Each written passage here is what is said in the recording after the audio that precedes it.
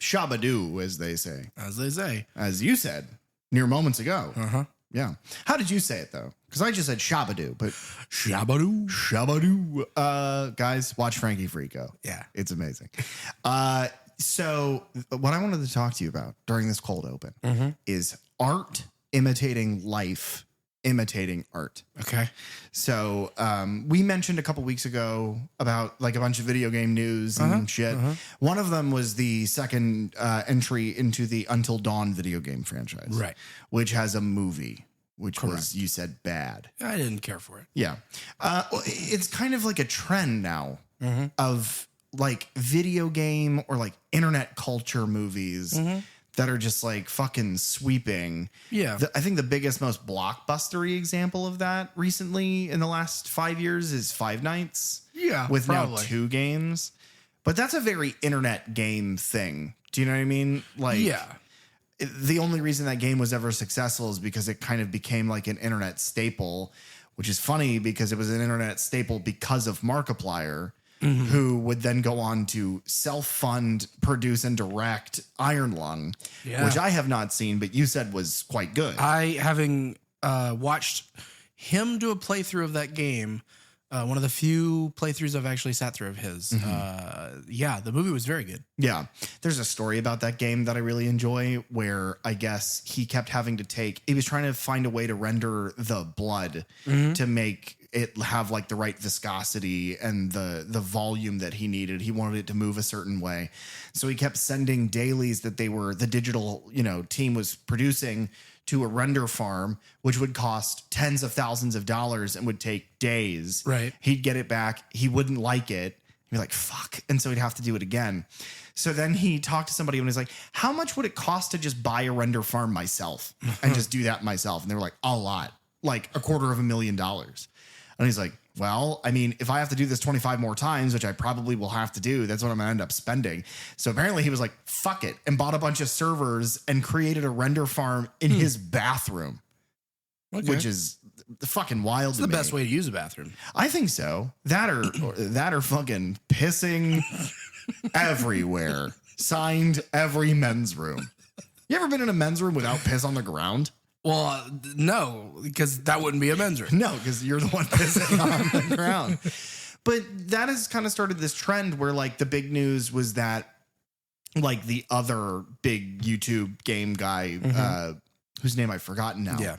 But he's the Irish one. I know that. Jacksepticeye, I believe. Sure. I think that's what it is. Sure. I have no idea. He has now apparently been tapped by Sony, I believe, to direct a film, having never worked in the film space before. He's been tapped to direct Bloodborne, which is a From Software game. Right. Like a huge major IP with a really dedicated fan base. And it's like very grimdark and eldritch. And it's like, why him? Also, you've played that game. I have with Alistair. Is that a game that you can make into like a 2-hour movie and do it justice? I would say no. Is there a version of it that you can do? There's a part of the story that you could tell that I think is probably the most important. Or you could tell a story in that the just takes world, place in the universe. in the kind of world, like what Kreger is doing with or like Evil. There's an Elden Ring movie that apparently is also being produced. But so many video game movies. But that we're kind of seeing two trends, right? We're seeing internet personalities be welcomed into the film space. A lot of professional like TV and video game voice actors are finding more work in movies. And then obviously, I mean, fucking YouTubers apparently all just have director's credits now. Yeah. But then the other thing we're seeing, and this is what I really wanted to talk to you about, was we're also seeing a lot of internet culture just leach into film culture as well.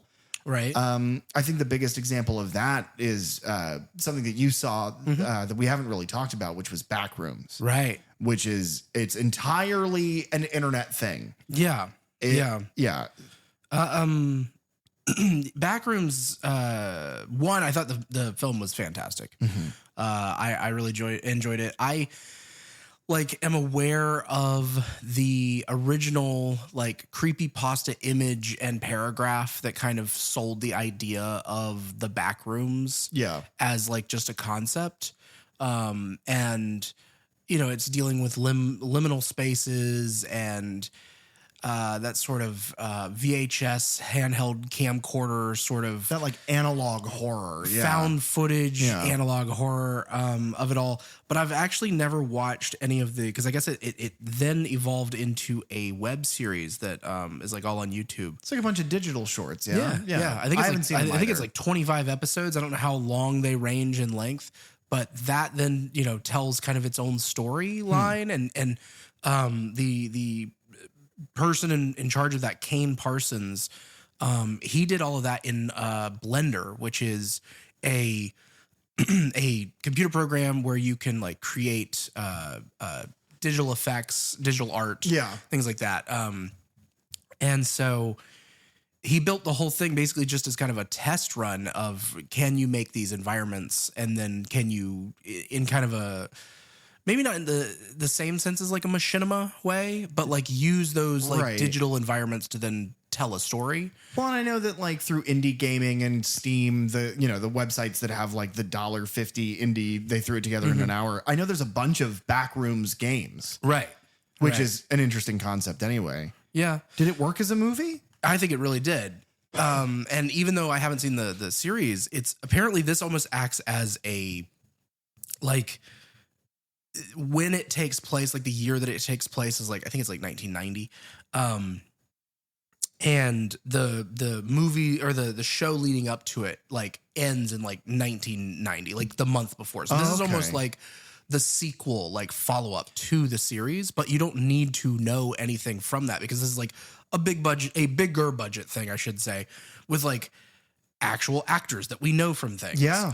Like the lead, whose name I can never remember, Chiwetel Ejiofor. Yeah, Ejiofor. That's right, because he's Baron Mordo in the MCU, amongst a handful of other things. Yeah. I love him. Yes, I think he's great. Yes, he's fantastic, and I think the whole thing does a really good job of selling you on the horror of the whole concept of the backrooms itself, and like trying to figure out the mystery of what this place is and what it could all mean. Yeah. And then kind of falling down in certain cases, literal rabbit hole of maybe we've bit off too much that we can chew. Like there are things in here with us that we cannot explain. Oh, yeah. Interesting. And then, you know, where it comes from and what it all means. I've heard that the narrative is kind of comparative to, that's fun, I rhymed.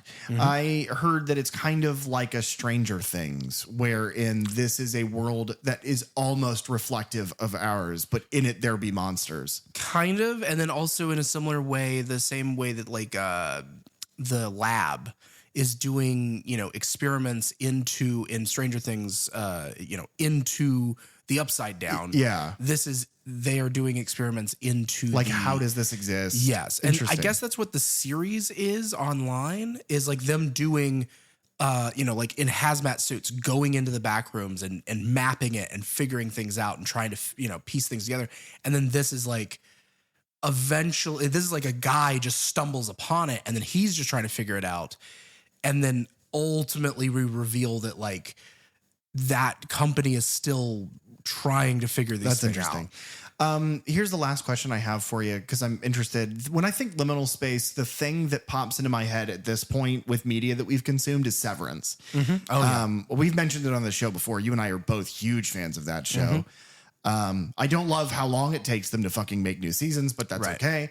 But something that we've complained about with a lot of movies, especially like kind of lower budget movies that take place in the one set that's very big, is a lack of geographical awareness. Right. But the thing I like Severance for is that you have your set pieces. Right. You have, you know, the macrodata refinement office and the other office with Christopher Walken, and you've got the elevator, and like that little lobby area. The way they connect to each other is well beyond the viewer. Right. And it's really shown by, I think it's the second season's opening where he runs through the hallways. Yeah. And it's like, I love it. I love that once they get down there, there's no way of knowing where they are. Does Backrooms do that?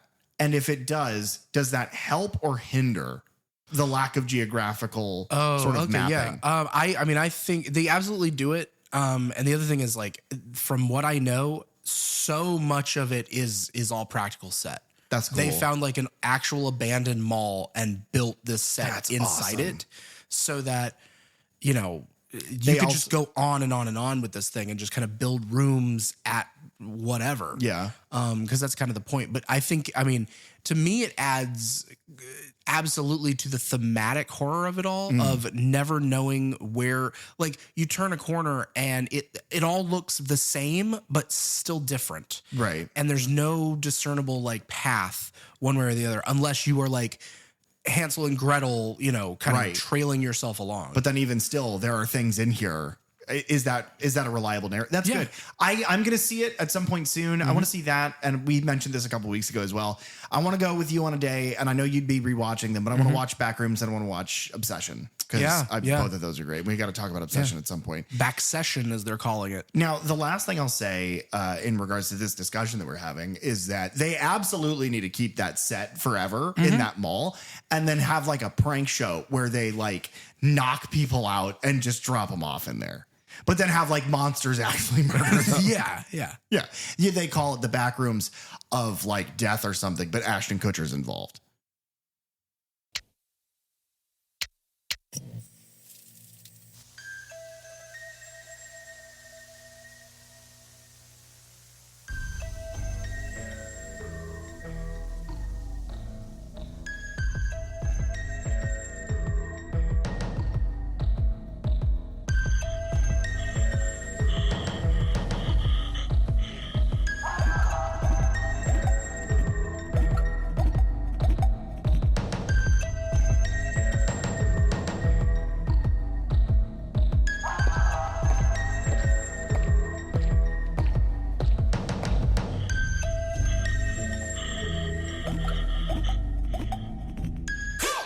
Hello and welcome to the Third Channel Hell podcast, where we delve into the horror franchises you love from the perspectives of a lifelong horror fan and a newbie to the genre. I'm PJ. And I'm Derek. You guys can't see it, but I'm doing spooky hands this whole time. It's really spooky. It's freaking me out. And today, the only thing we're here to talk about is hell, which has been the last several weeks. Yeah. But not this week, baby. We're here to talk about actual horror.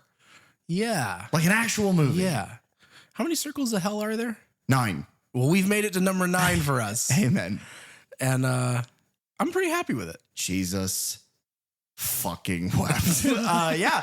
Now, today we're here to talk about the Hulu exclusive 2022 Hellraiser. Yeah. Which is in many ways a sequel and also a soft reboot. A requel, if you will, or like a soft launch. Whatever it is, it's fucking great. Yeah. And for the first time in 5 weeks in a row, we actually get to talk about. Now, Ty's not here, which is a shame. Right. Yeah, he's back up in the attic. Yeah, ever since he watched Hellworld, he was so upset that he keeps trying to get out of the attic and smash us with a hammer. So we had to nail him in there. Right. He's entombed in a coffin of asbestos because our house is killing us.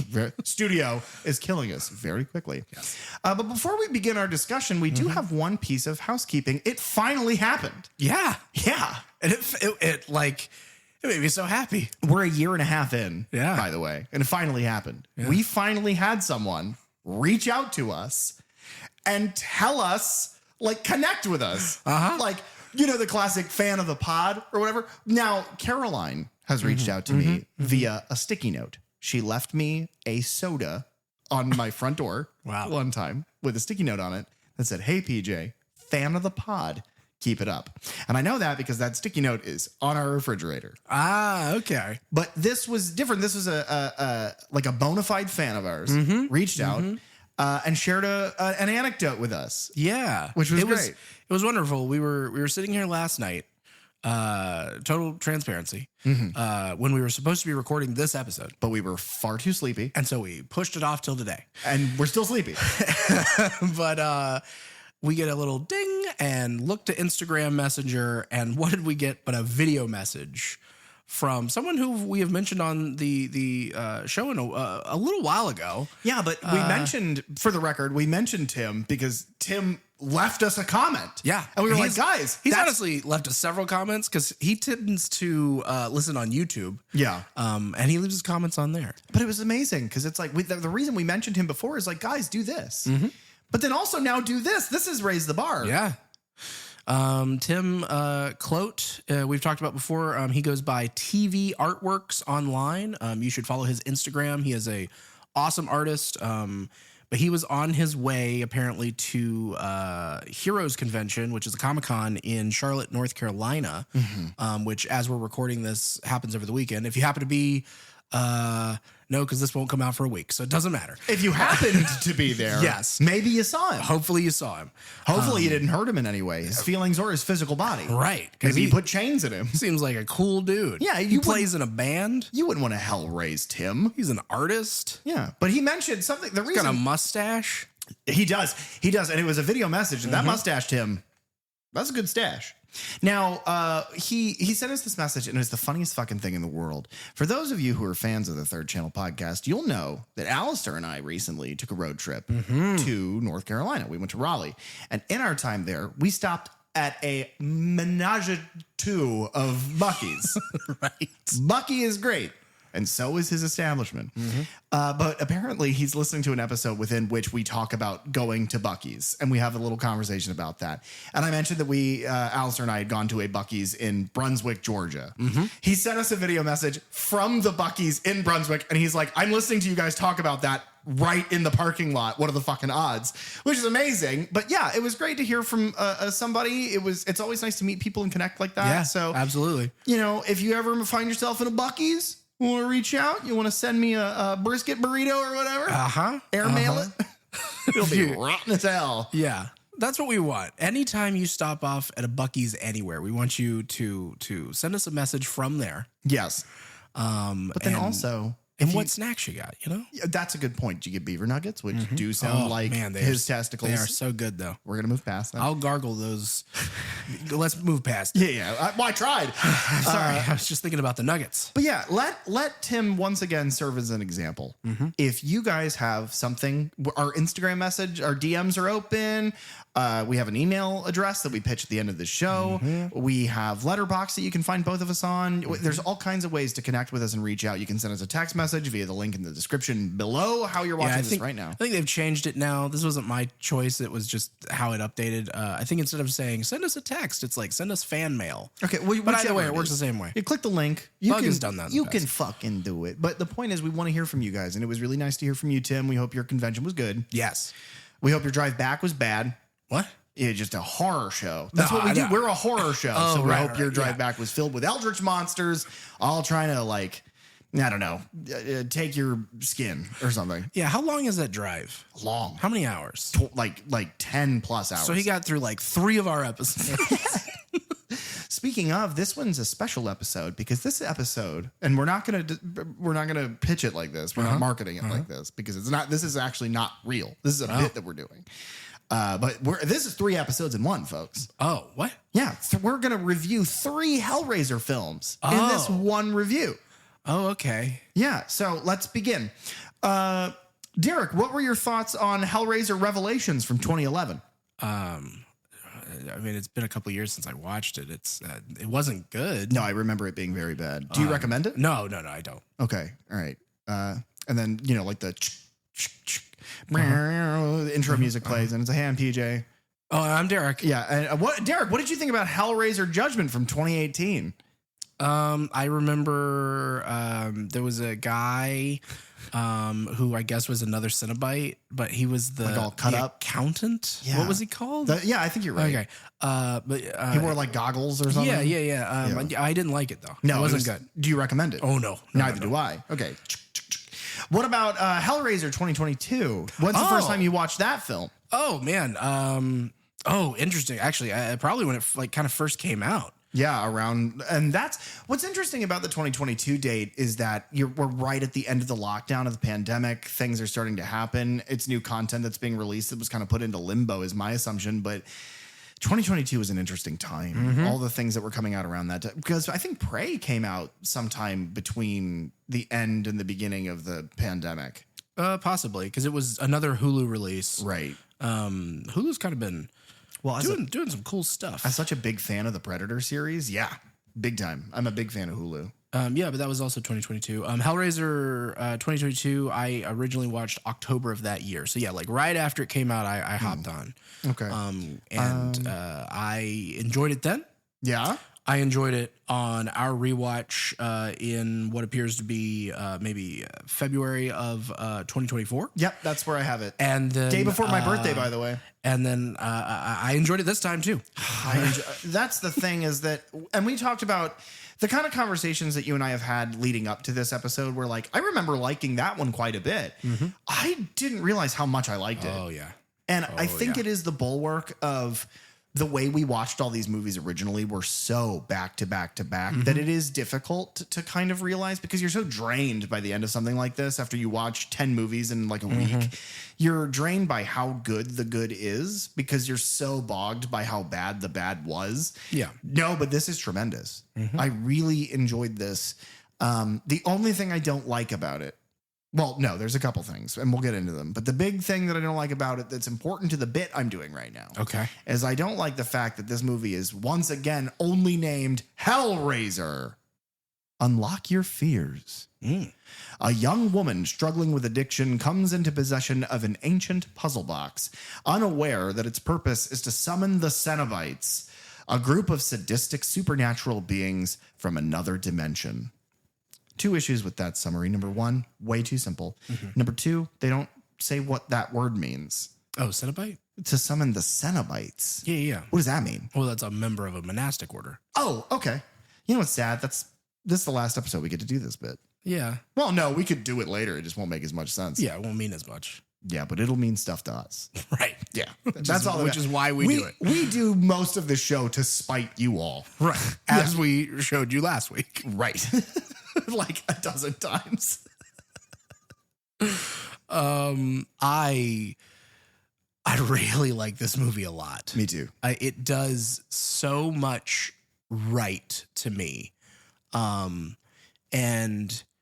I have I guess I want to wait until the end to give kind of my analogy of how well this does what it does. Sure. Okay. But yeah, it's one of those things where I think I bumped it up a half a star on my Letterboxd ratings, just from, my other 2 viewings to this one. It does it right in taking a franchise that has like driven itself into the worst that it could possibly be. Yeah. And then resets to, here's the reason we like it, but how do we tell that in a modern way? Yeah. Without betraying like the vision overall. Yeah. Cause I think that so many of the franchises that we've watched have done that. I think that's why you and I were so surprised with Leprechaun Returns, because Leprechaun Returns does exactly that. Much lower budget, right? And much lower stakes as well, I think, because it's like, those movies have always kind of been a farce. Yeah. Whereas like anything with Clive Barker's name attached to it, tends to have a little bit of clout with it. But I think as far as what we're discussing, which is a modern sort of another finger on the shoulder of this thing that we love so much, I think this does it way better than like Halloween did. I love Halloween 2018. I love that movie. But as far as recapturing the feel of the original, this one is, I think this one's unmatched. Yeah. And that's interesting because it's the difference in that being like such a legacy sequel in that way of we are catching up with this character, these 20 characters years, 40 years later. Whereas this is like as far as I can tell from like interviews and things like that, this takes place within the universe. Like it's not like, oh, this is happening. So the Clive Barker and his version and Hellraiser 2, like none of that exists. It's like, no, it all can exist. What's funny is how much this reminds me of the Candyman. Yes. Which I think is the same year. Or 2020. It's in between that. But that also does a good job of, reusing pieces of score that you're so familiar with. And when the score comes in, it's like a whole other level of like, okay, yeah, you're doing it. Yeah. And reusing famous imagery and really recapturing that spooky, oh, he's in the fucking mirror feeling. And it's funny because they're both Clive Barker and I love both of the originals, and then they slowly descend into slop. Now, granted, Candyman did the Harvey Dent thing where it died instead of becoming the villain. Right. The Hellraiser very much became the villain. Yes. Yeah. Yes. Hellraiser's Joker. So Candyman's Joker is Heath Ledger. Okay. He died before he got worn out. Yeah, I don't mean the man. I mean the character. Yeah. Hellraiser's Jared Leto. Yeah. Just as a person. Sex pervert, creepy, unwanted. Right. Overstayed its welcome for a long time. A long time, guys. Spooky skeleton now. Yeah. Yeah. Yeah, I don't know. I don't know if that's supposed to be like the Jared Leto of it all. Leto or Leto? I think it's Leto. I don't care. One way or the other. then I why'd you hate ask? the man because I wanted to say I didn't care to seem cool and edgy. Oh, you are. But the point is that I don't know. Oh, edgy. Is Jared like a real life slasher villain? Like no matter how many times the critics kill him, he just keeps getting back up. At this point, that's what it appears. Yeah. Well, hopefully he solves a puzzle box and gets a bunch of chains in his penis. We can only hope. Strangely, that didn't happen in Hellraiser 2022. God damn it.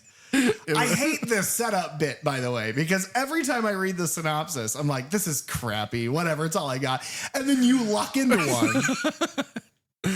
Yeah. Just built like that. I'm going to smudge your glasses. This was released originally at Fantastic Fest in Austin, Texas in September of 2022, and then released in the U.S. on October 7th, 2022. Fun name. Almost my birthday. That's right. A fun name for the Fantastic Fest is Fantastic Four Fest. Oh, okay. Because I like the superhero team. Yeah, I get it. Yeah. Also, what's weird is that this movie came out almost at your birthday, and we watched it the day before mine. Weird. Yeah. The birthday movie, guys. It is for us. Yeah. That's what we share. It's for everyone. Watch this movie on your birthday. Yeah. You get a cake that looks like the Lament Configuration. You get a cake that has a bunch of nails in it. This is fun for the whole family. Get a cake filled with Tide Pods. Oh. Don't get me started on that again. Again.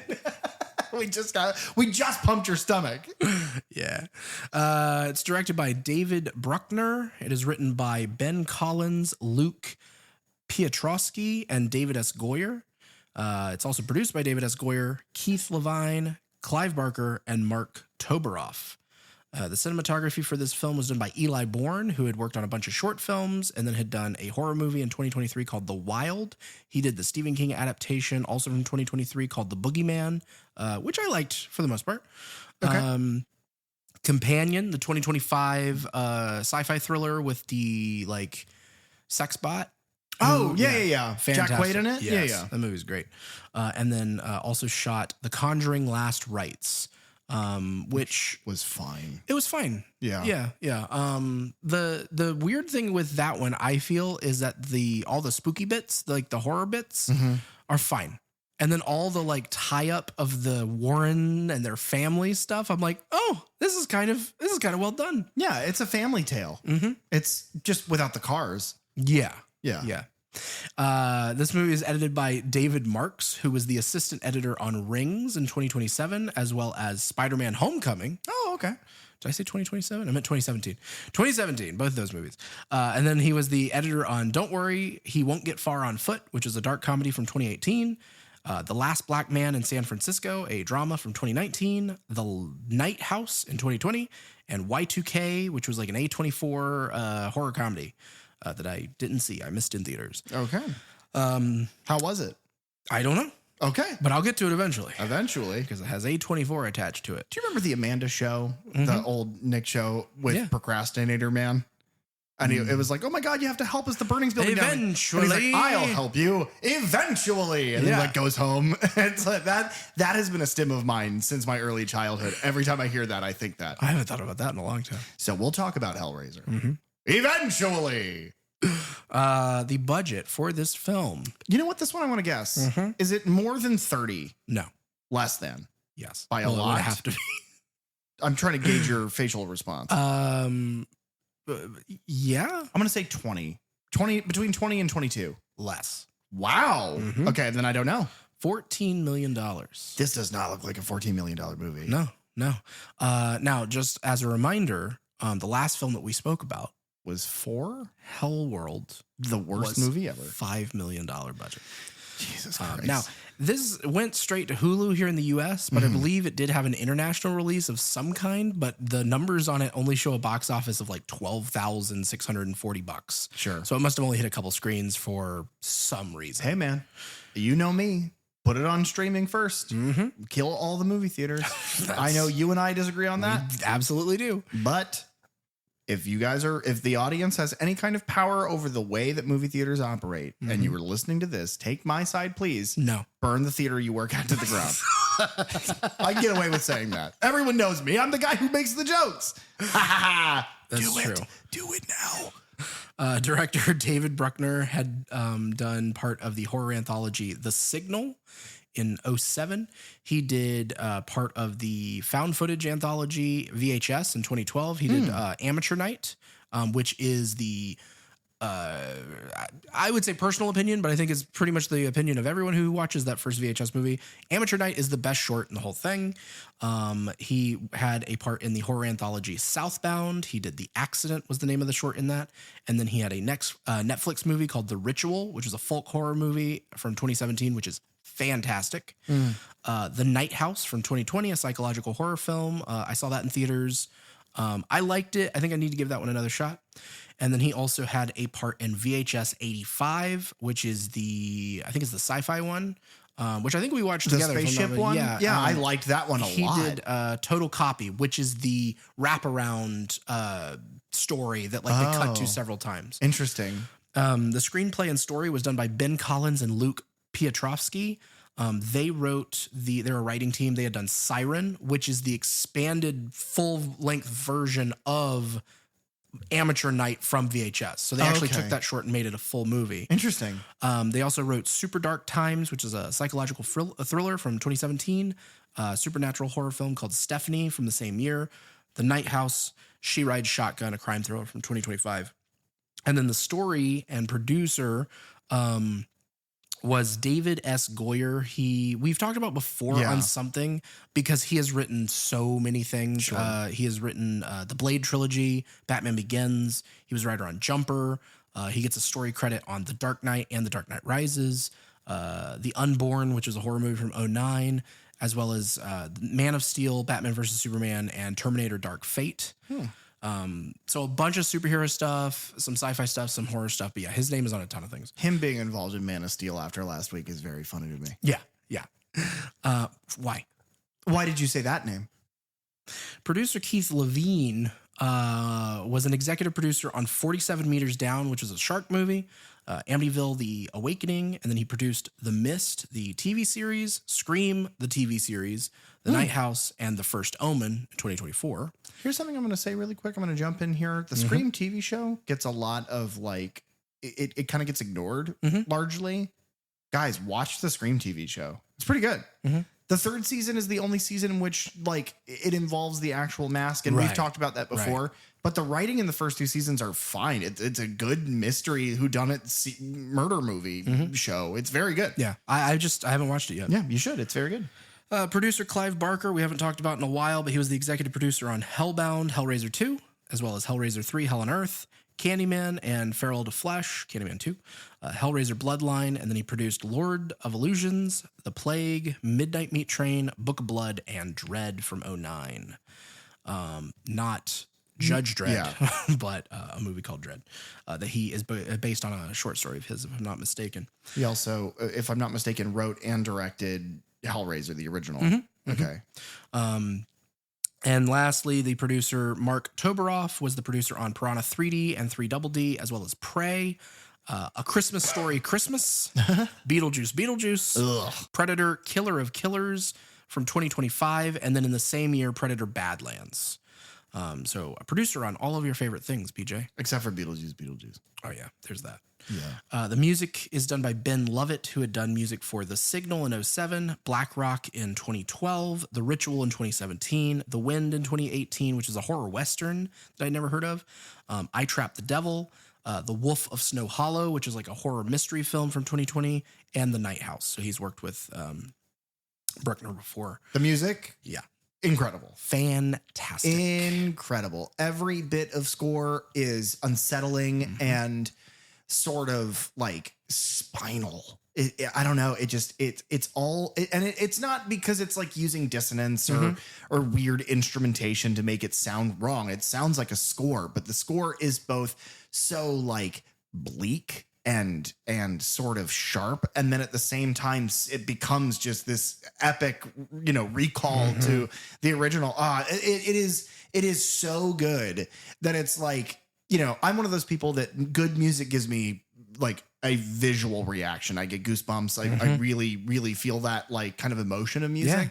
Yeah. And man, oh man, that last 15 minutes, it's like, it's powerful shit. Yeah. It's the perfect use of like, new themes for this film, but then knowing when to bring back the original score. Yeah. Fantastic stuff. Fantastic. So as far back as October of 2006, Clive Barker announced through his official website that he would be writing the script for a forthcoming remake of the original Hellraiser film that would be produced by Dimension Films. But a year later, Julian Maury and Alexander Bustillo, or Bustillo, probably, maybe, I don't know. They're French, because they had done the 2007 French extreme horror film Inside, but they were eyed to write and direct with Clive Barker producing. Dimension was hoping to rush the film out before the potential strikes that were expected to happen at the end of that year, but by January of 2008, the project, then titled Clive Barker Presents Hellraiser, was delayed following the studio's dissatisfaction with the script that they had written. Okay. So the next month, Marcus Dunstan and Patrick Melton, who had, at the time, I think they had written Saw 4 and 5, and then they would go on to write Saw 6 and Saw 3D. They were tapped to do a page one rewrite of that script treatment, and production kind of geared up to begin that spring. April of 2008, the directing pair had left this Hellraiser reboot and moved on to Halloween 2 after clashing with producer Bob Weinstein. To clarify, Rob Zombie's Halloween 2. Correct. Okay. So I guess Rob didn't, and we'll eventually talk about that movie and we'll get into it, I'm sure. Yeah. But I guess Rob wasn't immediately attached to that sequel. And so they had moved over. They had fought with Bob Weinstein on this, Weinstein wanting a more, a film that had a wider appeal for mass audiences. And so they left this to go to that, and then eventually that went back to Rob Zombie anyway. Okay. So for Halloween 2. Darren Lynn Bousman was also offered this film, but he had commitments to other projects, and that probably prevented him from accepting that offer. Also Saw. October of 2008, another another French director, Pascal Langier, worked on this project for about 4 months following the release of his film Martyrs in 2008. Like the French extreme horror movement is one that you haven't really touched yet. That's probably good. I don't know that I want to. It is wild stuff. Yeah. Like it's in a similar, not in a similar way, but like in a way that like Korean horror movie is just different. Like the way that they do horror, especially the way that they do zombies and things like that, which I know is not your cup of tea anyway. Yeah, but like the Japanese were like, what if vampires, instead of being regular vampires, were like heads that floated around with all their guts hanging out? Yeah. It's like, why? Make them sexy. Oh, you don't think that's sexy? No. What? Well, they don't even have a butt. Yeah. I guess you're right. How can you be sexy if you don't have a butt? Yeah. Leave us a comment, I guess. Tim, how can you be sexy if you don't? No, he's going to distance himself from that one. Now he is, yeah. But yeah, Pascal Langier, he said that he intended his version to be very serious and explore gay S&M culture. But when the producers wanted a more commercial film that would appeal to teen audiences, he left and made The Tall Man in 2012. I can't read numbers tonight. 2012. 2 years after that, in October of 2010, Dimension Films announced that Todd Farmer and Patrick Lussier, which we've mentioned before because they were like a writing team, or Patrick Lussier, I think, was a writer on Jason X. He's the big bald guy who gets killed in the movie because he also has the accident. He's like one of the soldiers. Yeah. They had been the writing directing team on My Bloody Valentine remake in 2009, but they would take on this project. But then following the release of the 8th sequel, Hellraiser Revelations in 2011, which had been greenlit primarily to retain the rights to the property. Which, as a reminder, we do not recommend. Do not recommend. Farmer confirmed that he and Lucier were no longer involved. So far, I'm happy that none of these happened. Right. Like all of these sound mediocre at best. In October of 2013, Clive Barker again announced that he was working closely with Dimension Films to write and direct his own Hellraiser remake. And he was going to bring back original Pinhead actor Doug Bradley. But by March of 2017, when nothing had come of it, Barker said that the film's script was written and delivered to Dimension years ago. That was the last anyone heard until news of a sequel surfaced. And then after Hellraiser Judgment they did in 2018. Good God. That was 2018? Yes. Jesus. I read it. I forgot. That movie feels like it came out in 2003. Right. It feels like a YouTube short. It should have been. I want to find the guy who directed that movie, and I want to smack his balls. Yeah. Give him little taps. Gary Tunnicliffe, I believe. How do you know that? Because you did notes. I do notes. But not even for this show. No. We're just lucky that you save them all. Otherwise, you would just sit during the film and say things. Which I am not allowed to do. Because you don't want to use the screen brightness in the movie theater. That's what you do, but you're like, this movie was directed by Mo. And somebody's like, shh. And you're like, I'm in a podcast. I'm using talk to text. Don't worry about it. You're like, I'm allowed to do this. I'm from the third channel. And they're like, 1,000 apologies. Here's a free popcorn bucket of your choosing. And then you bring it home and I slap it out of your hands because it's the fucking Shrek one in the outhouse. Yeah, and I'm like, no, I didn't pay for it. They gave it to me. I'm like, that is not the problem. After the successful release of Halloween in 2018, Miramax confirmed that it was also considering beginning production on a new installment of the Hellraiser franchise. In May of 2019, so a year later, Gary Barber announced that Spyglass Media Group would be developing a new remake of Hellraiser to be written and produced by David S. Goyer. In April of 2020, David Bruckner was set to direct that remake, with Ben Collins and Luke Piotrowski writing the script. Having previously kind of collaborated with Bruckner on Night House, Goyer had produced that, so it was all that team working again. In December of 2020, following a legal dispute, Clive Barker officially regained the rights to the Hellraiser property in the United States. Good. In July of 2021, there was an interview with Entertainment Weekly that revealed that the film's producers auditioned drag performer Gottmik. Seriously? Yeah, for the role of Pinhead after they had done a Pinhead-inspired look on RuPaul's Drag Race. Fantastic. I love Gottmik. I was hoping I said it right. Yeah, Gottmik is a really big kind of figure in the world of RuPaul's Drag Race because Gottmik was the first bio-drag performer. Okay. So a biological, which since I'm going to just stop while on the head because I think there's been a transition in this process, but that's what changed it from Gentlemen Start Your Engines. Oh. Yeah. Out of respect for Gottmik, who is an incredible talent. Yeah, that's awesome. I didn't know that note is awesome because the Pinhead look is fucking crazy. Yeah. Yeah. And then shout out Gottmik. Gottmik, if you ever hear this, please be a guest on our show. I'd love to meet you. That'd be also amazing. And also RuPaul. Yeah. Yeah. We went and saw you. Yeah. Now you come and see us. Please. We'll DJ for you. Yeah. Be fucking terrible. That was back in July of 2021. So then in September of that same year, Goyer announced that the production crew was in the midst of filming, confirming that principal photography had commenced in Belgrade, Serbia. And in October of 2021, after filming Wrapped, Jamie Clayton was revealed to have portrayed Pinhead. Director David Bruckner and the crew reached out to the original Pinhead actor Doug Bradley to make a cameo appearance in this film, but Bradley declined for two reasons. First, potential complications with the ongoing COVID-19 pandemic, and secondly, with his desire to leave his Pinhead performance legacy intact, which that was a decision that Bruckner and his crew accepted. Doug, what the fuck are you talking about? He's like, I want to leave my Pinhead legacy intact. Ending, of course, with Hellraiser Hellworld. And it's like, what do you mean? What do you mean? The integrity of that performance is long gone by the point we get to that movie. Yeah, he had an appliance he needed to pay for or something. But I guess. I get his sentiment, though, of like, that is, I have done that. That was my baby for a long time. I have now let it go. But I don't understand that because he's on podcasts all the time saying like, oh, I'd love to do another one of these. I'd love to put the pins back on. And it's like, you were given the opportunity. Why wouldn't you do it? No.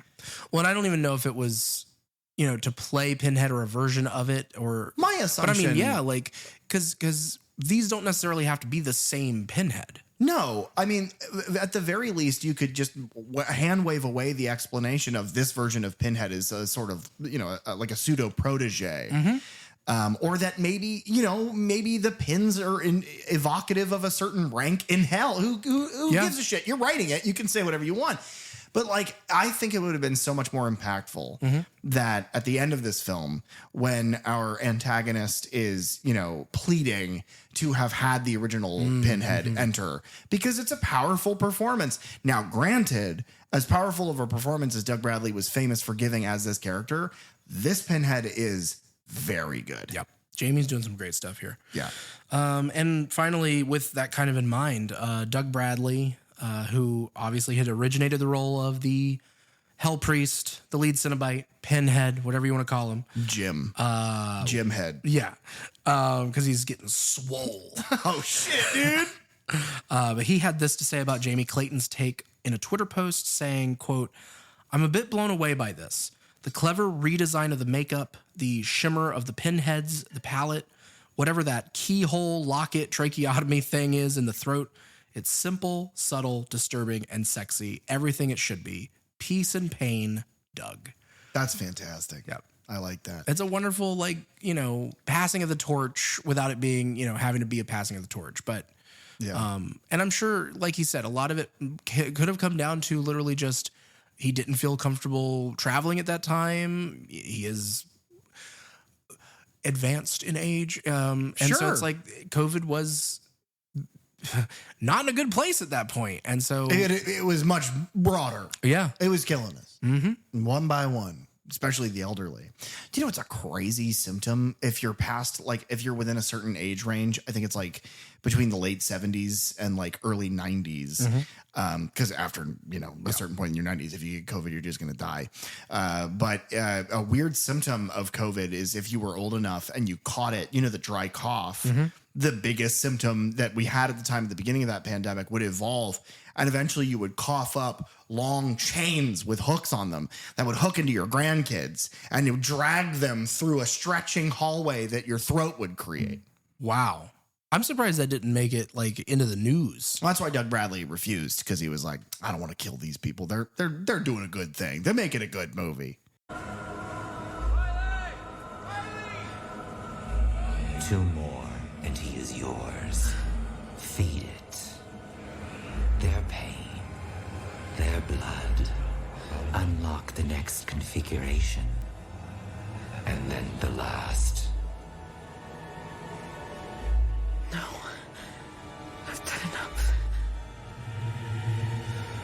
Enough is a myth.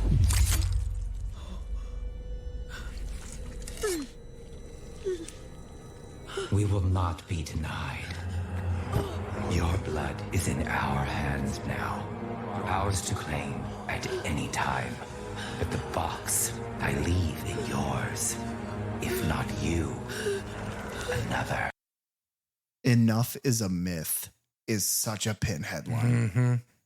Oh, yeah. If you guys want Pinheadisms, don't worry. She delivers them just fine. Yeah.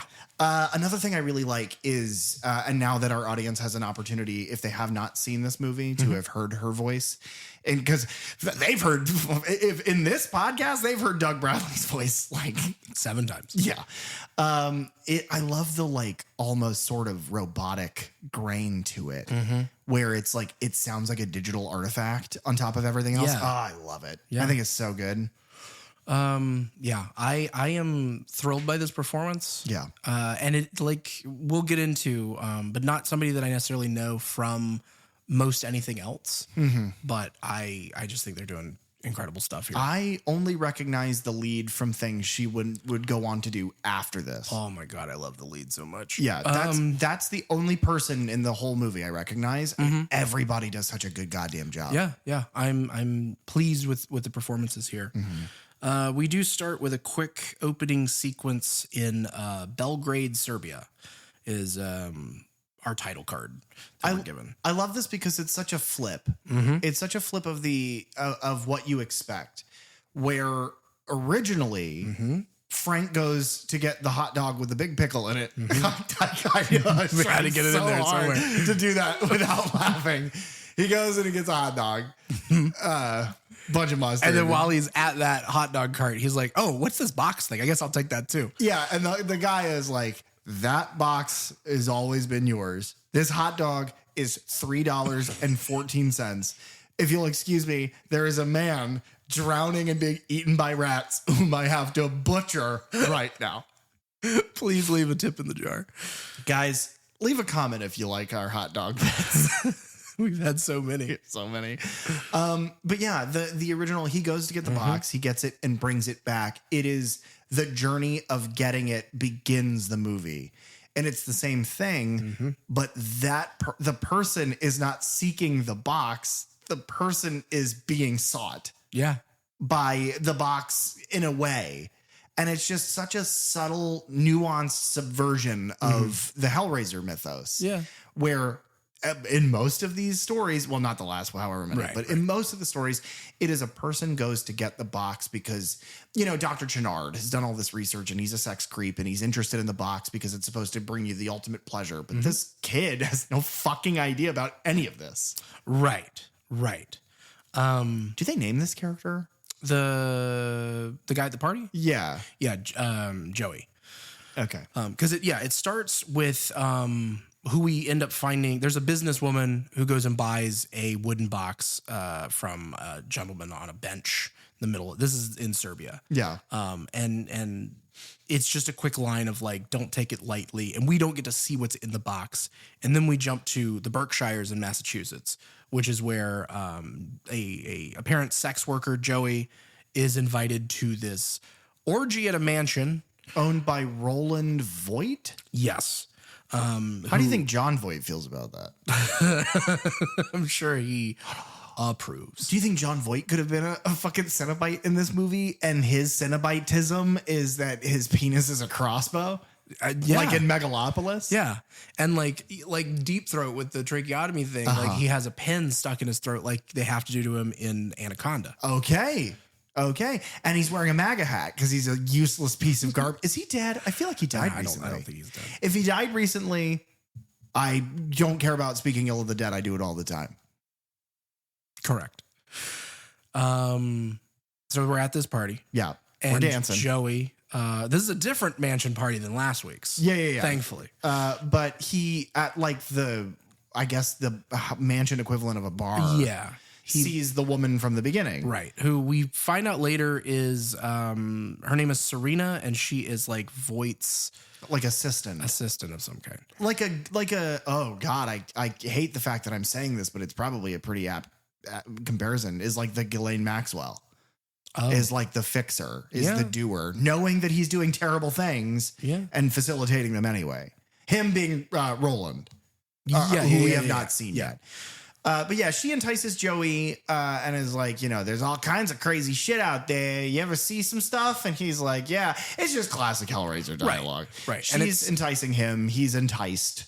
And it's just to get him into this chamber that is like the walls and the glass ceiling look a bit like the Lament Configuration panels. Yeah. Not exact, but kind of. No, but it's that sort of like Gothic iron, still abstract, like, in Greek pottery, how it's like the line makes its little spiral and then out and then continues the line. Yeah. It's squares and boxes and things that look like that pattern and also the Lament Configuration. Yeah.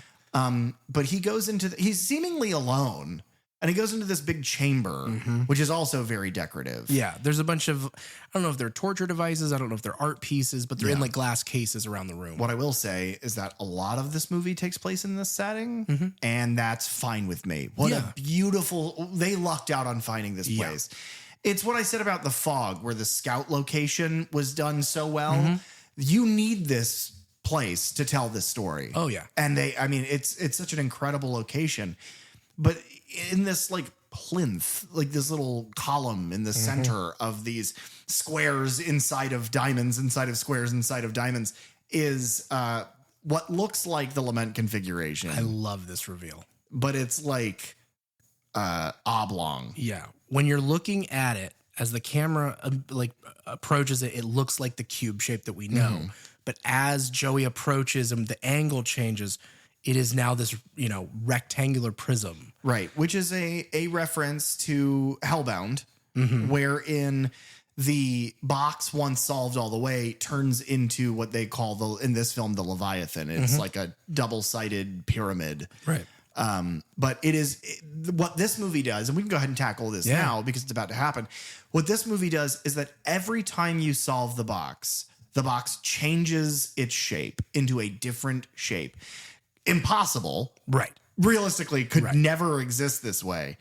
But the effects of the box changing and the way it's designed look to the eye so possible. Yeah. And it's so well done and so well conceived that I love it. Yeah. I think it's great. Oh, I think everything they do with the box in this is fantastic. In a weird way, with that description, it's like in the first Transformers movie from like 2007, where they tried to make it, the thought process is like, well, how does a car become this robot? Yeah. And so it's like they would build like pieces of the car and be like, okay, well, if it moved like this in these ways, could we make this that shape? Okay. And they kind of like figured it out mathematically in that way. But the difference is that where here they light it appropriately and do it in a still frame so it's not fucking vertigo inducing.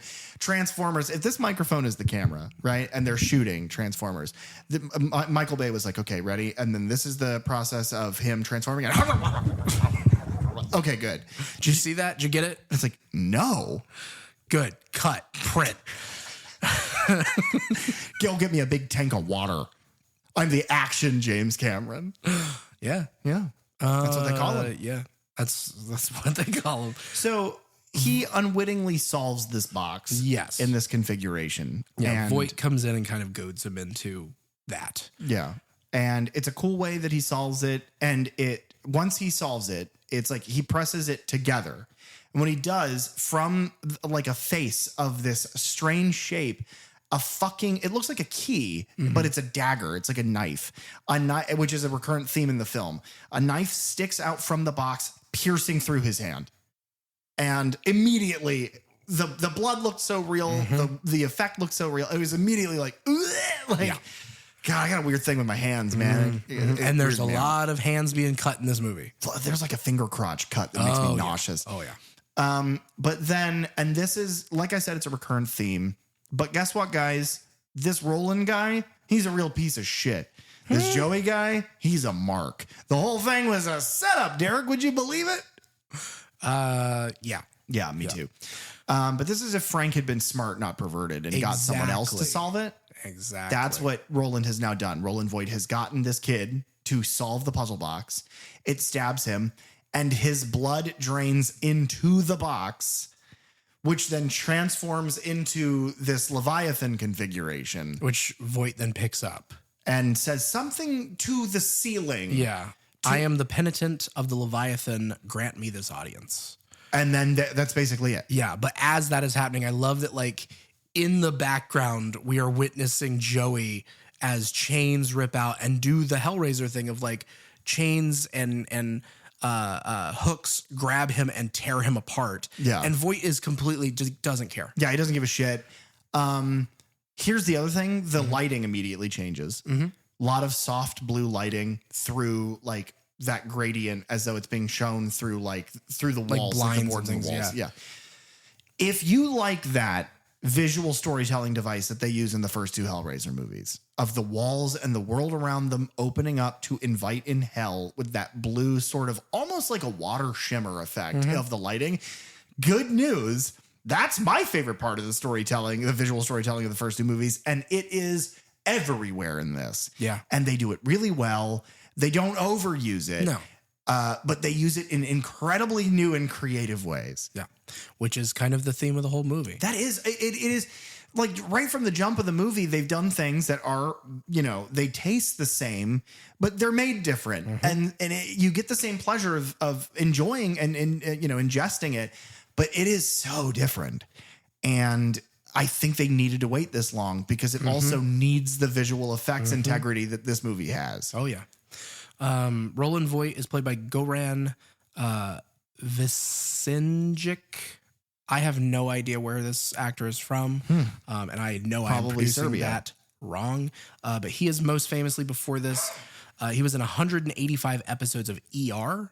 Okay. He is in the David Fincher Girl with a Dragon Tattoo, 2011. And then he is in 4 episodes of The Boys. Oh, my God. Is he? Interesting. Alistair something. I can't remember what the last name is. Must have been in the later seasons that I have not seen, or it's a small enough part that I have no idea. Then we cut to, we don't know it at the time, but we cut 6 years later. Yeah. And we meet up with a recovering drug addict, Riley McKendry, who is currently living with her estranged brother, Matt, his boyfriend, Colin, their roommate, Nora, and then Matt does not approve of Riley's boyfriend, Trevor. Who she was currently banging. Yes. Loudly. Yes. She was going, fuck me. And they were like, why does she do this every time? She's like, I love it when you fuck me. Do it again. Really loud. Yeah. That's the first of several musical numbers. But They don't know. Some people don't watch these movies. They just like the podcast. I got to give them a little whimsy, baby. Riley McKendry is played by Odessa Ezion, I believe is how you pronounce her last name. Okay. She is in the 2020 horror film Let's Scare Julie. She is in The Inhabitant, a horror from 2022. She is in Until Dawn from 2025. She is in She Rides Shotgun. She's also in Marty Supreme. And then she apparently has a voice in the Stranger Things Tales from 85 animated series. I haven't watched. Or has it come out? The first season has. Interesting. Yeah. I've heard nothing about it, which means it's probably stellar. No idea. I winked really big when I said stellar, by the way, audience. I have seen this actress in at least 3 things at this point. I absolutely love her. She's fantastic. You love her in the same way that I assume you love the performances given by Hayden Panettiere. Well, why would you say that? Because when I mentioned that, you also the way that you love the performances of what is it, Leah Shawkat? Oh. Well, why would you say that? Because when I asked, do you like this performance? You were like, oh, I love her. Yeah. Yeah. And her performance.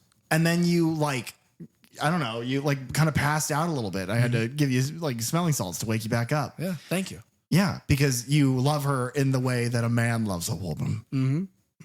Or in her brother's case, a man loves a man. Yes. Happy Pride. That it is. Speaking of her brother, Matt McKendry is played by Brandon Flynn. He was in 13 Reasons Why. I guess he was like a bully or something. Well, he was in 49 episodes of it, so I guess he was kind of a main cast member. He's also in Ratchet, which is 4 episodes of that, which is that One Flew Over the Cuckoo's Nest, Nurse Ratchet prequel show. Yeah. And then a horror film from 2022 called Noise that I've not heard of. His boyfriend Colin is played by Adam Faison, who is in The Wild, a horror thriller from 2023. Sweet Dreams, a sports comedy film from 2024 that stars Johnny Knoxville. Odd. And then he is in 5 episodes of Fallout as a character named Ronnie McCurdy. No idea. No idea, but he's 5 episodes. Fucking guys, who is that? Yeah. Send us a photo. Right. Not of the actor, of the character from Fallout. Right. It would help We've us seen in the no actor. They just send us pictures from this From movie. of that guy. What? Somebody starts sending us pictures of him, but Outside his apartment. that are live. Yes. It's like, what do you guys want me to do with them? And it's like, no. Not that. Don't do that. Go burn a movie theater to the ground. No, well, not that either. Right. Neither. Wink. Riley's boyfriend, Trevor, is played by Drew Starkey. He is in 4 episodes of the Scream television series. He is in The Devil All the Time, a thriller from 2020.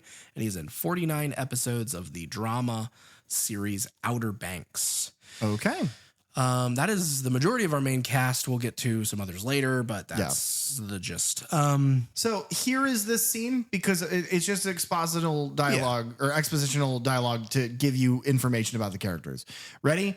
Riley is a recovering drug addict who keeps falling off the wagon. Trevor is also a drug user. Yeah, they met in a 12 steps program. Right, who has since relapsed. And so her brother is worried that she will be led to relapse by Trevor because you can never trust. I mean, if we've learned one thing from Hellraiser Hellseeker, it's that you can never trust a Trevor because they're lecherous scumbag perverts. Right. Fuck Trevor in Hellseeker. That's the worst person I've ever seen. He was mayhem in the Allstate commercials. Yeah. And I saw one of those today and I got so angry. I threw my phone, had to buy a new one. In that commercial, by the way, he smoked a cigarette. So I smashed my phone, walked outside, smoked a cigarette, drove to Verizon, got a new phone. But so that's happening. And then Colin and Nora are both like the odd ones out who are witnessing the two of them kind of duke it out a little bit. Yeah. Insofar that, yes, that wasn't a joke. Riley and Trevor were upstairs and they were very loudly doing it, fucking doing it. And he was like, can you guys not? Like, gross. Which is fair. But and they're like making dinner. But that's the characters. That's that's their dynamic right now. For until the third act. Right. That's what they all do. Yeah.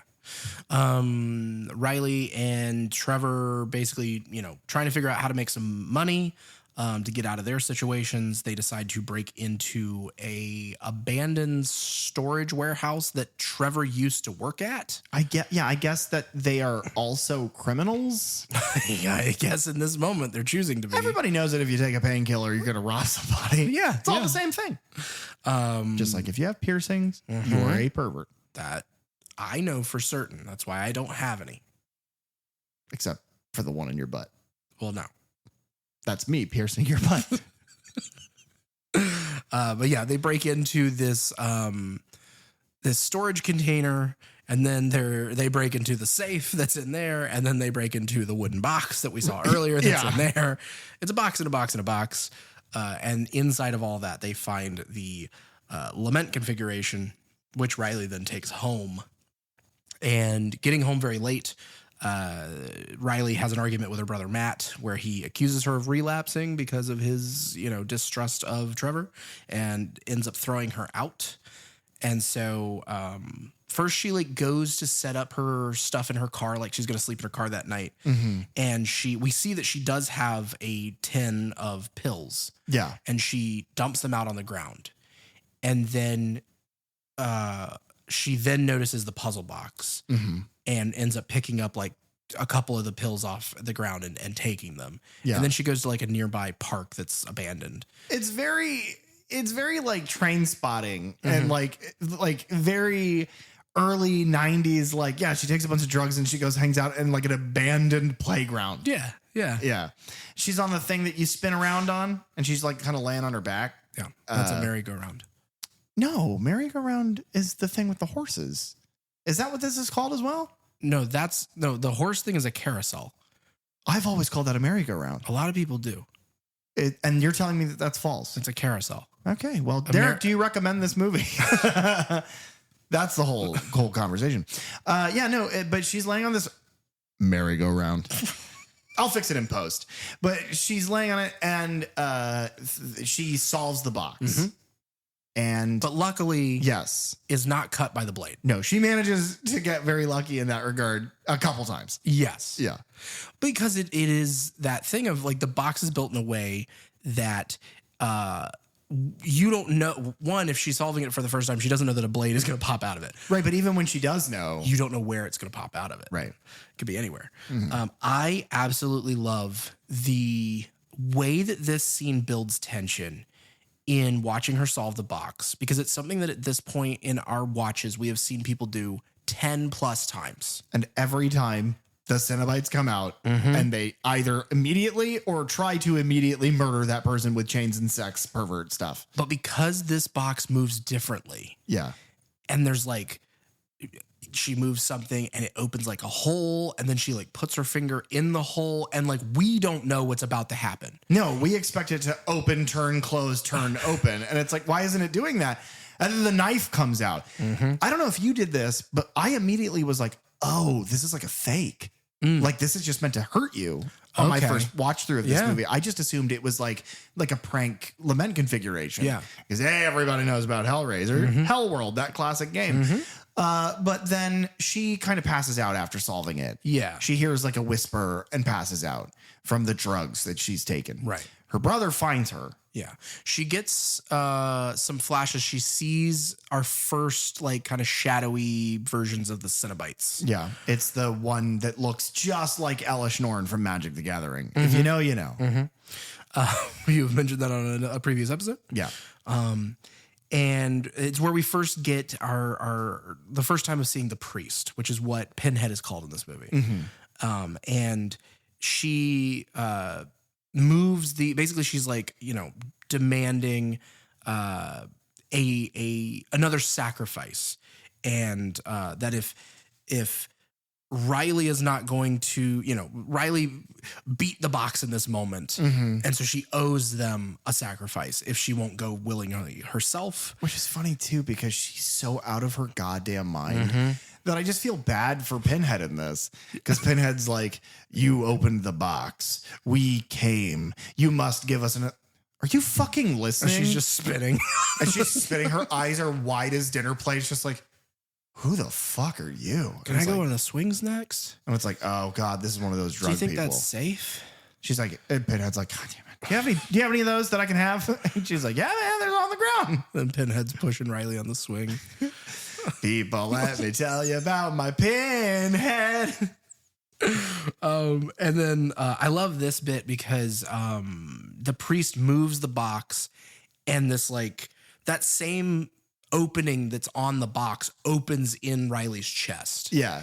And the chains with the hooks, you know, burst out of her chest and then seemingly through a dream reach out to her brother Matt, which he then bolts upright out of a nightmare. Right. He wakes up. But this time, it matters. Fine. It matters. The fact that this was in a dream sequence actually pays off in this film. Thank God, too, because if I had to live through another It Was All a Dream, I was going to jump off of a building knowing that it was only a dream. Yeah. Don't jump off of buildings, guys. Just burn down theaters. So the brother is like, what the fuck? My sister's in trouble. And he puts on pants and a shirt and he goes outside and he goes to find her. And he does find her, assumedly fairly quickly. Maybe this park is like a haunt or whatever. Yeah. He, unfortunately, is like gathering her and her belongings. And he stabs himself in the fucking hand, which again is like a, like it's grody, but he stabs himself in the hand with the blade from the box. He then goes into this park's bathroom to wash his hands.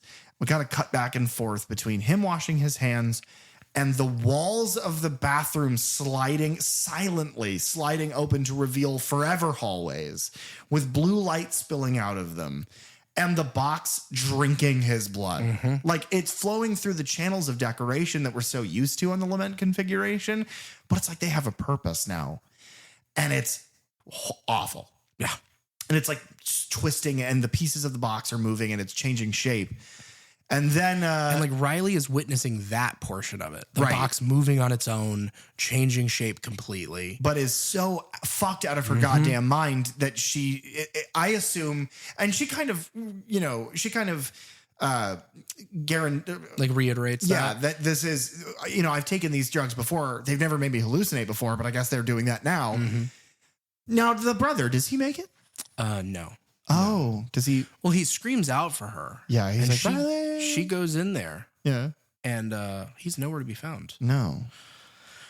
But there's a bunch of fucking blood in the sink. Yeah. Yeah. That's another effect that I like. It reminds me of the Bill Skarsgård Pennywise or It movies. The blood gurgling from the sink. Yeah. Is like always a cool thing. Yeah. You don't want to see that. No. You want to see the blood going from your hands down through the sink after you've freshly murdered. I guess. I've heard. Oh, okay. I'm bringing back the first bit from the show. I'm not a murderer, folks. That's good. She's, you know, the question doesn't matter. She goes back home. She's basically trying to explain to Colin and Nora at that point. Riley believes that the box has something to do with Matt's disappearance. Yeah, they have called the police. They've talked to the police. And Colin keeps reiterating, like, you need to tell me every detail because he wouldn't just leave. And she's like, no, I know he wouldn't, but I don't know what happened. She then explains about the box and the weirdness of all of that. And he's like, why wouldn't you tell me any of that? And she's like, well, I didn't think any of it was real. Right. And so they're arguing over that, and they're just basically believing that she was high, and they blame her for Matt leaving in the first place. Yeah. Colin, especially, I think he says something to the effect of like, if you had just like been able to control yourself, none of this would be happening. Yes. Which is an unfortunately fair hit. Nora in this, I'll say, is played by an actress who I'm going to butcher her first name. She is born to Irish and Vietnamese parents, maybe. So the first name is spelled Aoife. Yofa, maybe? I don't know. Hines is the last name, but she was in the 2018 thriller The Commuter with Liam Neeson on the train. Oh, okay. She is in the 2024 romance film with Florence Pugh and Harry Styles? No. The No. Amazing Spider-Man. Oh, Andrew Garfield. Thank you. Yeah. Andrew Garfield. We Live in Time is the name of that film. And then she's also in the first season of Dune Prophecy, which is the Dune like prequel series. Has that come out? Yeah. Have you seen? I haven't watched it yet. Okay. I want to. yeah. Before Dune 3, obviously. I don't know if you guys know this, but Derek and I do not like Dune. We are What? not nerds. We don't care for Star Wars or magic. None of that shit. We only like horror movies. Are we back to this? No. I love Dune so much. I am the Lisan Al PJ. Oh. Never mind. I was going to do a Beans and Morocco thing, but that's... Beans and Al Moroccan or something. Yeah. That was bad. We'll punch it up in post. Yeah. Ty will fix that. Yeah. Riley goes to see Trevor, and then she has a vision of a Cenobite. Okay, but it is important to note the fact that her brother is now missing, and she runs to Trevor, and she's immediately like, "Get over here and fuck me!" Right, which right. is super weird. I mean, everybody processes grief differently, but like that is exceptionally strange to my experience. Yeah. I don't necessarily If know Alistair that went- I would do that. If Alistair went missing, I wouldn't try to get you to ram me. Do you know what I mean? Okay. I would do that now, Yeah. So, Alistair, don't go missing. or we'll start kissing. We being Derek and I. What are we doing? Oh my god. It's a radio drama now. But I guess Trevor seems to believe Riley. Also does not want to touch this box in any way. No. And they end up tracking down Voight's former lawyer, Serena. So she was his lawyer. Okay. At an assisted living facility where she is apparently dying of lung cancer. Yeah. Serena Menaker is played by Hayam Abbas. She was in Blade Runner 2049. She is in Secession. I have not seen that show, but she's in 26 episodes of it. And then she is in Insidious, The Red Door from 2023. The only one of those I have seen is Insidious, and I don't remember that movie at all. Nope. Not The only thing I remember from that movie is the MRI scene because that is exceptional. the only good scene in that movie. It's really, but what's funny about, and it's all of those, it's all of the Insidious and all of the Conjuring movies, is that all of those movies have one really exceptionally good part, and the rest of that movie you could not pay me to remember. No. But this movie I remember Yeah. because it was good, and Very I good. watched it yesterday.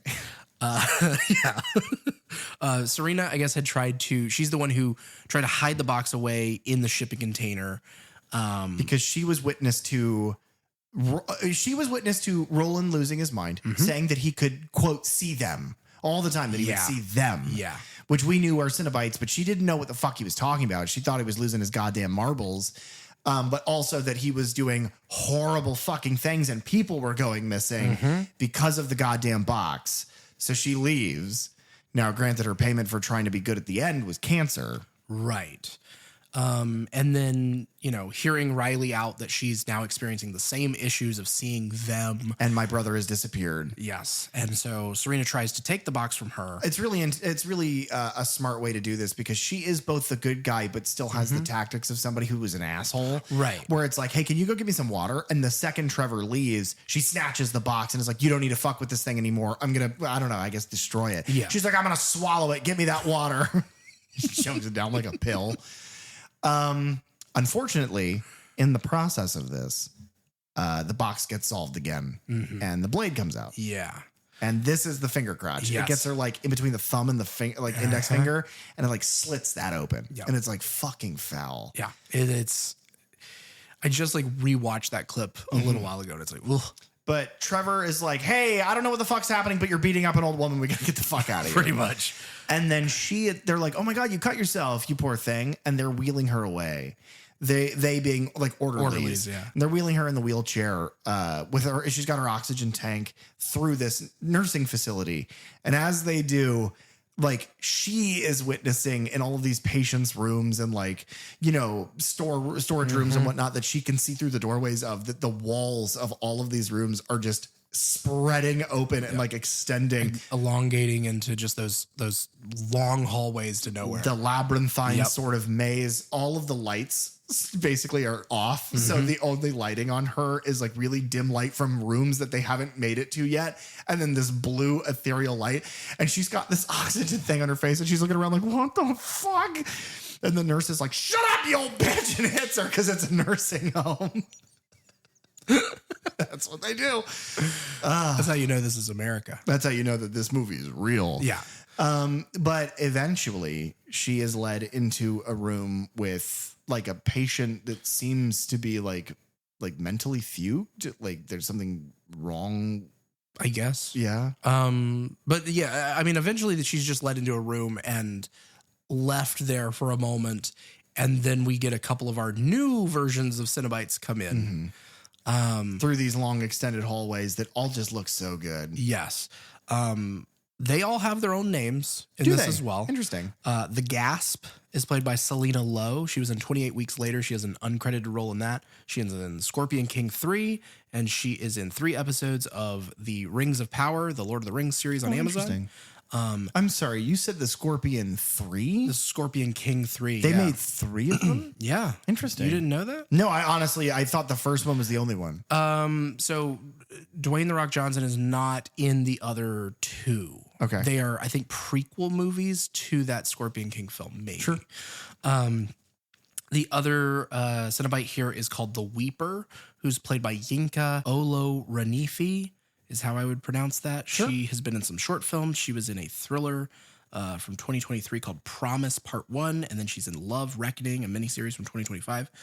The Weeper is probably the Cenobite in this that makes me the most visually ill. Oh, yeah. Yeah. A lot of gross shit. What's interesting about the Gasp is that it kind of features traits from earlier Cenobites that we've kind of seen before. The throat being cut and modified into a vaginal shape is kind of similar to the female Cenobite of Hellbound and the original Hellraiser. Whom they call Deep Throat. Correct. And then with the skin of the scalp being kind of stretched back and down to the sides. It's like the shoulders is like what's her Angelique. name? Yeah, thank you. In Bloodline. Yeah. So I like that a lot. I do too. Because I think it's a good way of kind of paying, respect in that way of those different characters. It's the or right designs. amount. It's the right amount of fan service. Yeah. Because it's done in its own unique way. It's the same thing as Pinhead or the Priest. It's like, it's unique in its own way, but it's enough of a fan service that it's like, oh, nice. Okay. Like good reference. Whereas then the Weeper is like, it's the one that's bleeding from the eyes. Right. As well as a whole bunch of other things that go on later. But this is also where we see, like you said, a bunch of the classic like Hellraiser stuff. Walls opening up, blue lights coming in, chains. There's a spinning pillar with like human skin stretched on it at some point. Yes. But like it looks like from the first movie. Like if there was a fun fact of like that was an original prop, that wouldn't have surprised me at all. Yeah. But yeah, they show up and they abduct Serena, and then we move to Presumably they fuck her to death. yeah, we have to assume It's the thing they do. it's what they're known for. Members of a monastic order. Riley does some research into Voight's history.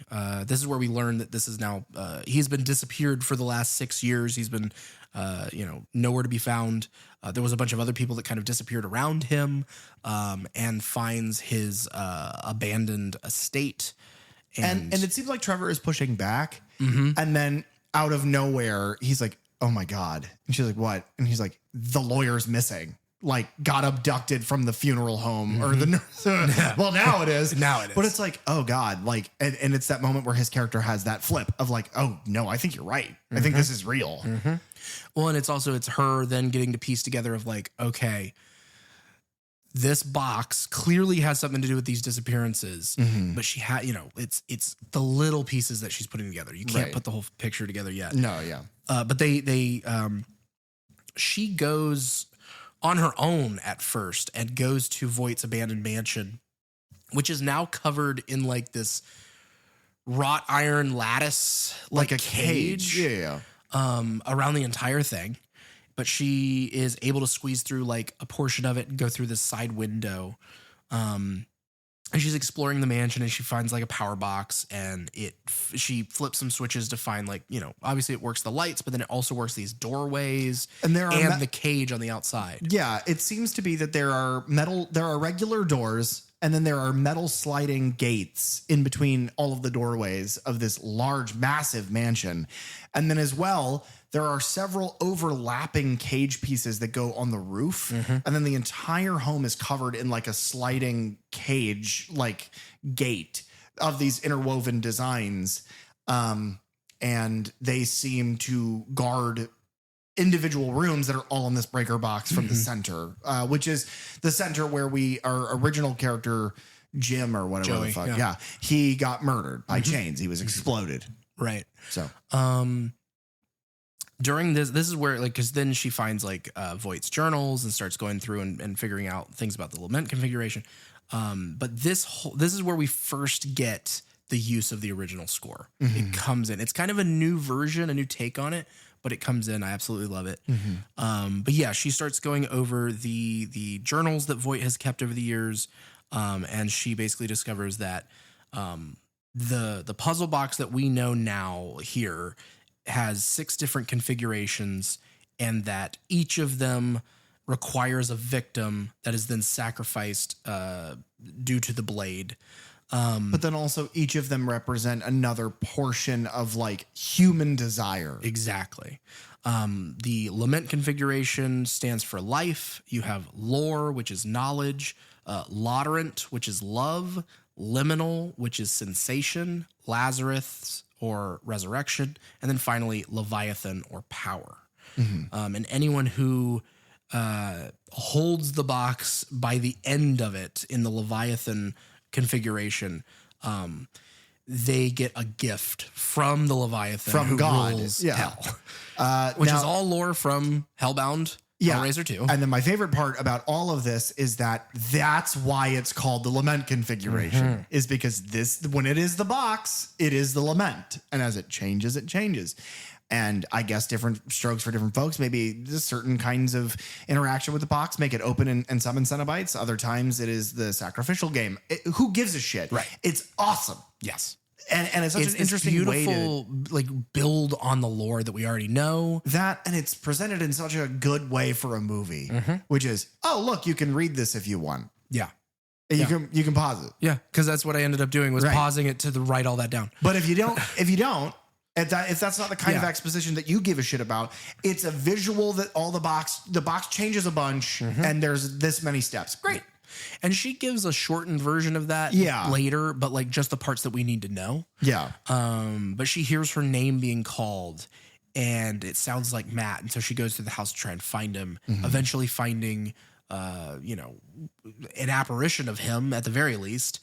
And then when she goes to embrace him, his skin is then flayed off and we get a quick flash of our, classic Hellraiser body without skin on it. Yeah. Which we haven't seen in several films because those were not Hellraiser films. And it says Jesus wept. Yeah.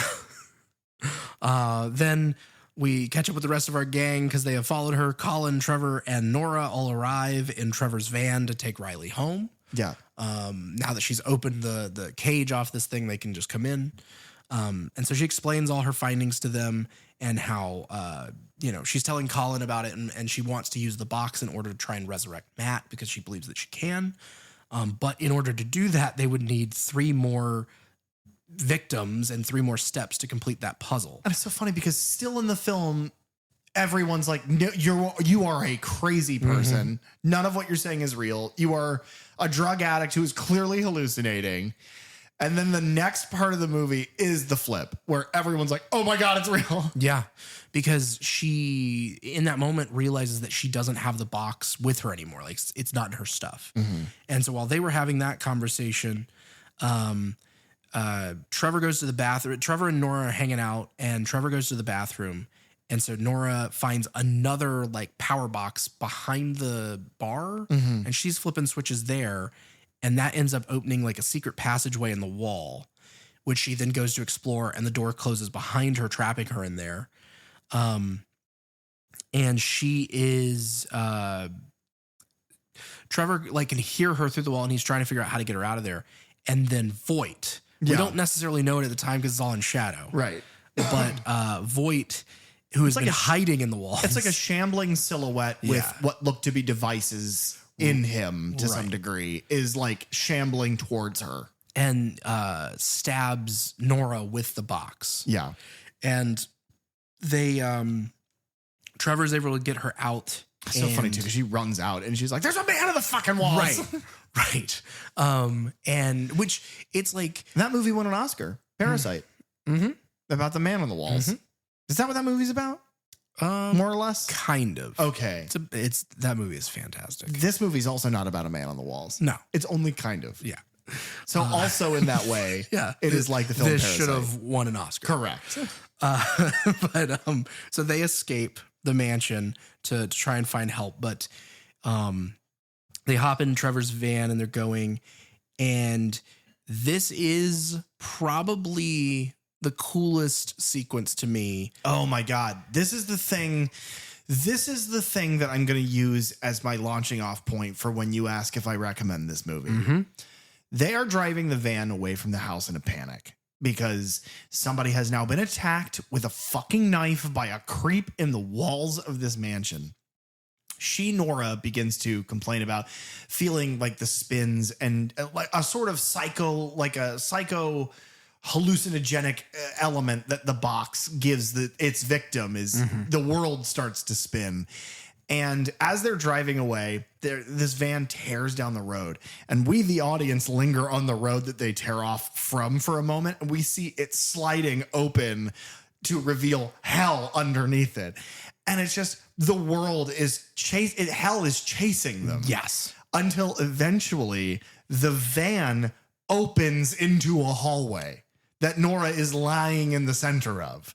The back doors and the front cabin of this van stretch a mile. Where she's just in a black abyss and can barely see or hear her friends at the front of the van. As the Cenobites walk into frame and are surrounding her, she is in a classic like brick and chained Hellraiser hallway. It is a Hellraiser hallway. It looks like one of the hallways from Hellbound. And she is then chained, lifted by the chains to be upside down Mary Jane face to face with Pinhead, who's like, hey. Gives her a smooch. She does. And she's like, I'm straight up going to murder you. And she's like, well, hold on. Why? And it's like, you got stuck. And he's like, yeah, and it hurt. And she's like, yeah. She delivers one of the coldest Pinhead lines of all time. And she's like, it's amazing how much the human body can be made to feel. And I'm going to make you feel it all. And it's like, what the fuck? Who writes for Pinhead? Yeah. In all of these, but like from Clive Barker all the way to the writers of this film, if they are tasked with writing Pinhead dialogue, either they phone it in and reuse Clive Barker's, or this movie, that really good dialogue. It feels like it comes from Clive. If you heard Doug Bradley say the lines this character was saying, it would not sound unfamiliar. It would sound just as natural.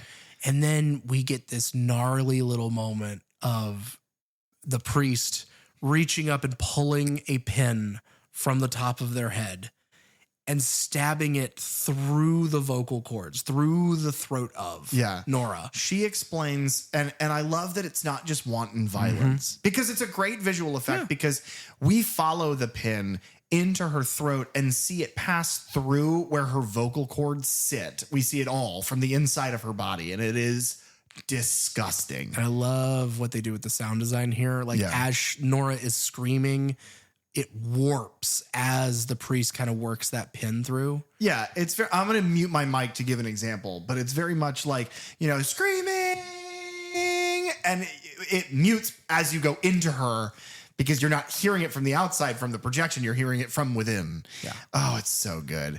But such a funny fucking thing happens now where they look in the rear view because they hear her scream. And fucking our mate Riley turns around and is like, "What the fuck?" It's like, how did you not hear any of this before? But it begs the question: what's real? Right. We have to assume some of this has to be abstract, right? And because it's like it's going on within the victim's head, but then they are gone from here. Yeah, like she could not find Matt in that bathroom. She cannot find Nora in the van that they currently are in. And the lawyer is missing, been abducted, is the way the report says. So it is like, but in the rear view mirror, she sees, Riley sees what's actually happening. Right. She sees the hallway. She sees Nora being tortured. Turns around, nothing. Right. And it's like, oh, it's so good. We get not only the priest here, but we do get this movie's version of the Chatterer, who looks fucking awesome. So cool. A big visual distinction that I don't hate at all. I don't like it as much. I prefer the black leather. Okay. I have a note about this. Yeah. I prefer the black leather that's mixed within, like the clothes are being worn, but also the clothes are wearing you. You are ripped up and torn into it. Through your clothing. Right. I like that visually more.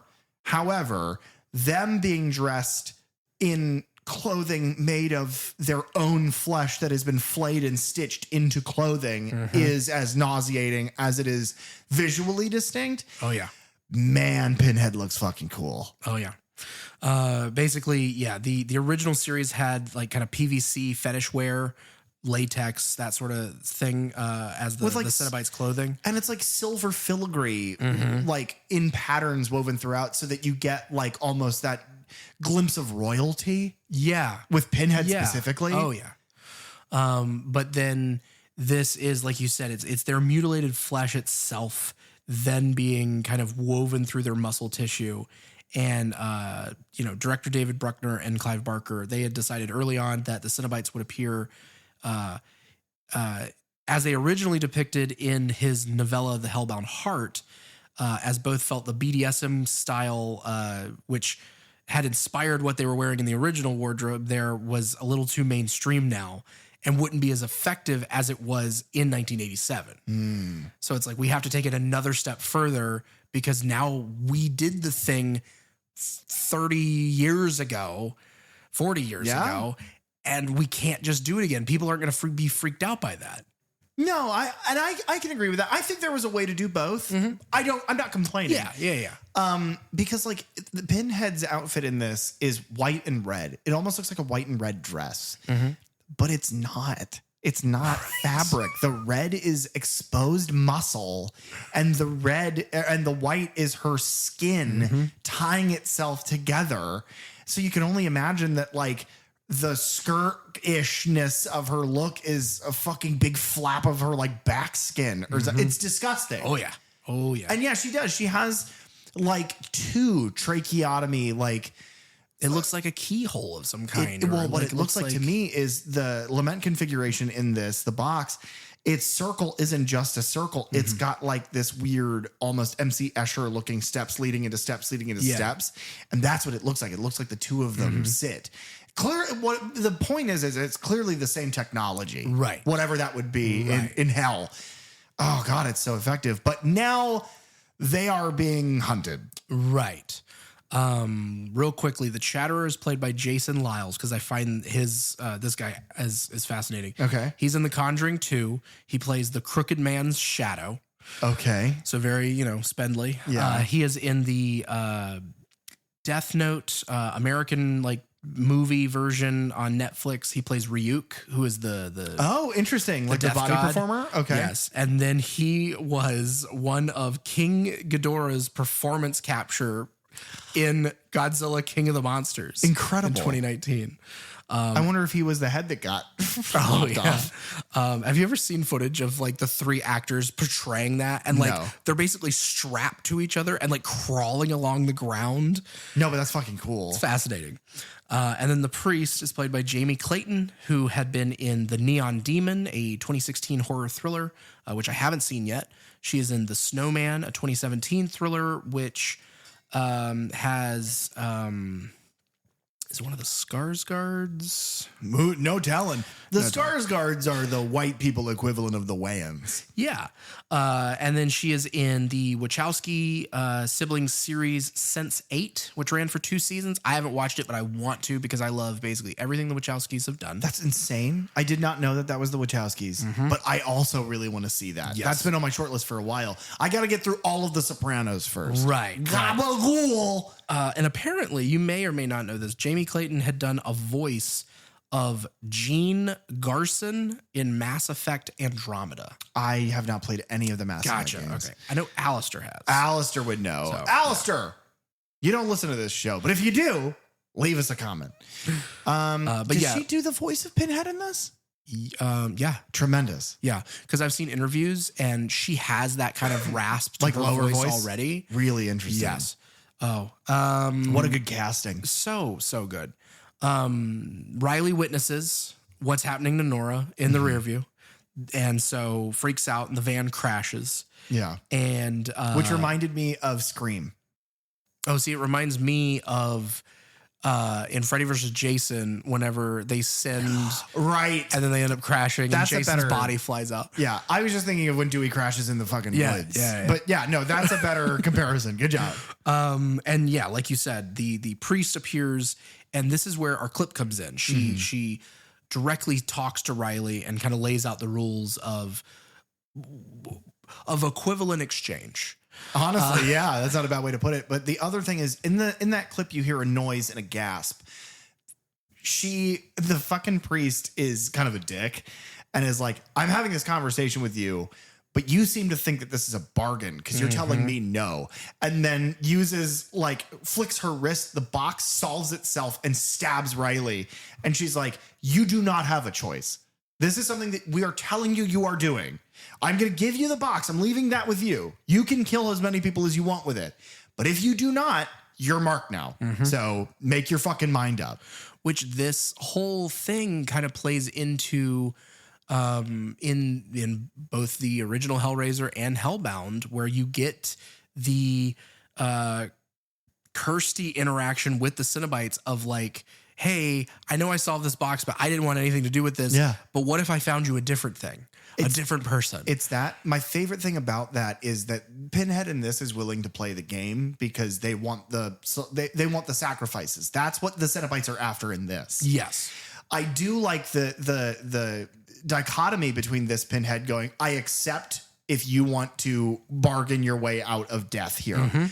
Whereas, Doug Bradley's Pinhead every time is like, I don't give a fuck if you didn't mean to do this. Yeah. All of you whiny ass fuckers are always like, well, I didn't mean to. It's like, well, too fucking bad. You're coming with me.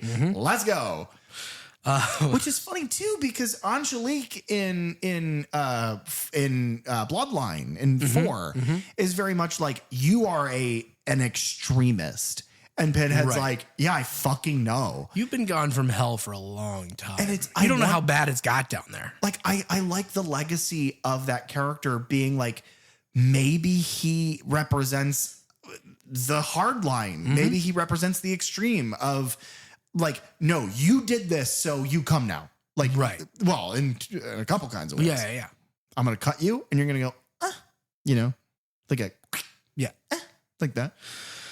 Yeah. He's blushing. I got to him. After this exchange, which was equivalent. The priest sends the Chatterer after them. Yeah. And This is my favorite part of the movie. I love how the Cenobites move in this movie because it is always deliberate. It is never rushing. It is always like just determined and like it's just at an even pace. So what I said, because Dylan and I watched this together, what I said is that it felt very priestly. Swinging an incense, walking very slowly with the procession is how they moved. All of their hands are clasped. They move like clergy. He made a good point that the box absorbs blood into it like a particulate of blood in the water, and then they move like sharks. Slowly and circling. Yeah. And it's like, yeah, fair point. Yeah, that's a good take. I was going to say they're like predatory clergy, but aren't they all? So yeah, the Chatterer is chasing after Riley and Trevor and bites Trevor in the arm. Yeah. And it seems awful. Yeah, I mean, the Chatterer, we finally get to see him use those chompers. He's a teethman. Oh, it's so... His eyes are gone again, by the way, but he does have legs and he isn't a dog. That's, it's a benefit to him. So you would be mistaken if you thought, oh, well, good. They're treating him well. But then Riley's like, well, I'm holding this box with a knife sticking out of it. And she sticks him. Yeah. And then the box absorbs the Chatterer's blood. Yeah. And he, being a good sport, calmly takes a few paces backwards, chains burst out of the ground, latch into him, and tear him to pieces. Yeah. So now we found out that the box also works on the Cenobites. Yes. Which is, again, another just perfect way of handling how you dole out information. And we're learning as the audience, as Riley is learning in the movie itself, how the box works, what the rules are, how she could use this to her advantage. You know, another thing I like about this, though, is the other reveal is that regardless of what they look like, regardless of what they've done to themselves, at their core, these are human beings. The Cenobites are humans. The supernatural facade of them is only skin deep, because the second their blood gets in the box just, you have been marked, goodbye. And it's like, that is such a good way of doing that, like, these were people once. Yeah. And it's like, because remember, the Cenobites were people. We've seen that time and time again. At the very end of this film, we see it happen again, like it did with Chenard. Well, not exactly. This guy doesn't have a worm on his head, but it is an interesting way of storytelling to see that beginning here. Is no matter how fucked the Chatterer might be, he is a man who gets torn to pieces. And then we kind of move to our like finale set piece, which is the trio of survivors. So now that is Riley, Trevor, and Colin. Correct. Make it back to Voight's mansion. And Riley closes the gates. It closes the whole cage around the mansion to keep them in. Visually, I love this. This time as they close, as the gates around the house close, they spark. And it's like, oh, this is like an electric fence. Yeah. Like nothing is getting in here. Yeah. And it's like, that's a cool way to do it. Because there's no point in going like, Hellraiser Hell World would be like, Lance Henriksen would be like, and you can't get in because the fence is electrified. But in this one, you don't worry about that. It's this, you have that flash of light and the spark, and it's like, yeah, great, done. Yeah, that's all you need. They leave Trevor to kind of rest. And this is where we get our first reveal of what's been going on there, because and it's great. Voight again appears coming out of, I assume, his hidey holes in the wall. I want to talk about this for a second from a personal perspective. For those of you who do not know, if you've been listening to our show for a very long time, you probably do. I have had a handful of back surgeries in my life, and I have sustained from those back surgeries permanent nerve damage. From my injuries, I have sustained permanent nerve damage. Nerve pain is a very specific kind of pain. All pain is obviously nerves, but it's different from when your nerves are letting you know that something on you hurts versus when your nerves are the thing that hurts. It is like a deep, sharp, it's horrible. And I deal with it all the time. I take medication specifically to dampen nerve pain. Voight has been transformed in this way where he has this device it looks almost like a golden Nintendo Switch. Yeah. That is pushed. And it's like kind of clockworky. Yes. That very steampunky that is punctured through from his back to the front of his chest. And it is a winding clock that winds hit the strands of his nerves through these gears. And it doesn't cut them. It doesn't pierce. It just stimulates them by dragging them out of his body and then putting them back into it. And that is a personal nightmare. That seems so, and the actor is so good. Playing pain is an interesting acting exercise. Belle used to always complain about, there was a show that we had rewatched where the actor, when they were supposed to be experiencing pain, just did a bunch of eye fluttering. And it's like, she would say, I don't believe this performance. I don't believe that this is real pain. There's no truth in this. Oh, I believe that Roland Voigt is in an insurmountable amount of pain. And he fucking claps his hand over Trevor's mouth. Trevor opens his eyes and is like, oh God. And for a minute, it's like, oh, is he gonna kill Trevor? Like, and then it's revealed, the big reveal. Roland, through the pain and the teeth gritting and this, because it doesn't constantly run his nerves. Whenever he tells the rest of them what it is exactly, he says that it's just at a random interval. It's a random interval and never long enough to go numb. And it's like, that is so Hellraiser. Yeah. But it's revealed that this is his gift, and that's revealed later on. But this is his gift. And so to some degree, he is trying to game this again because he's mad at Trevor because Riley was a mark. And he led her he being Trevor, led Riley to the puzzle box intentionally so that she would be the first. And then he could move through these people and get it to the Leviathan configuration again for Roland, who again, same thing with Frank, wants the box solved, but he is smart enough to not solve it himself. Right. But yeah, he's in a lot of pain. But something I love here is he's like, he's talking to Trevor, and Trevor kind of like grabs his arm with a chunk missing. He like grabs his arm and kind of grimaces, and Roland, this fury flashes over his face. And he's like, oh, I'm sorry. Does this hurt you? And he fucking puts his thumb in his arm, and Trevor's like screaming. And he's like, oh, does it hurt? Like, little baby, does it hurt so bad? And then the only reason he stops is the machine starts running his nerves again. Oh God, everything about this movie I like. Yes. Same. All of this is so well set up. The twist is honest to God good. Because it's like we've had our moments with Trevor where you never quite think, oh, he's in on it or anything like that. But every once in a while, he gives you just a moment where you're like, well, that seems like an odd reaction to something. And then he gives a reason and you're like, oh, no, that's a good enough reason. At most, I thought, oh, maybe he knows about the box. Right. Like maybe he's like an occultist or something. I didn't think Roland would ever make a reappearance the first time. I was like, oh, well, he's dead. But then it's also the fact that like, oh, he seems to care about this girl so much. He is the problem. Like, oh no. Meanwhile, one of my favorite moments in the entire movie of human interaction. Riley looks at Colin. Their backs are against the wall of this room. And Riley looks at Colin and she goes, are they still out there? And Colin peers around the corner like this. And they're standing just right outside of the door. And he goes, yeah, they're there. It's so funny. One beat of levity in the middle of all this. And the only reason it's levity is the absurdity of, is this fucking flayed human being still out there?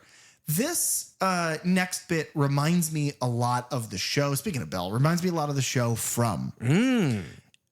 Without going into detail, in the show From, there are monsters. And the group of survivors finds a way that they think they can kill one of these monsters. So they go outside of this very safe location that has been armed with things to make it safe from the monsters. One of them exits the safety. The monsters gather. They attack one of the monsters with this thing, and it kills them. And it's like, oh shit, that's the plan. Let's do that forever.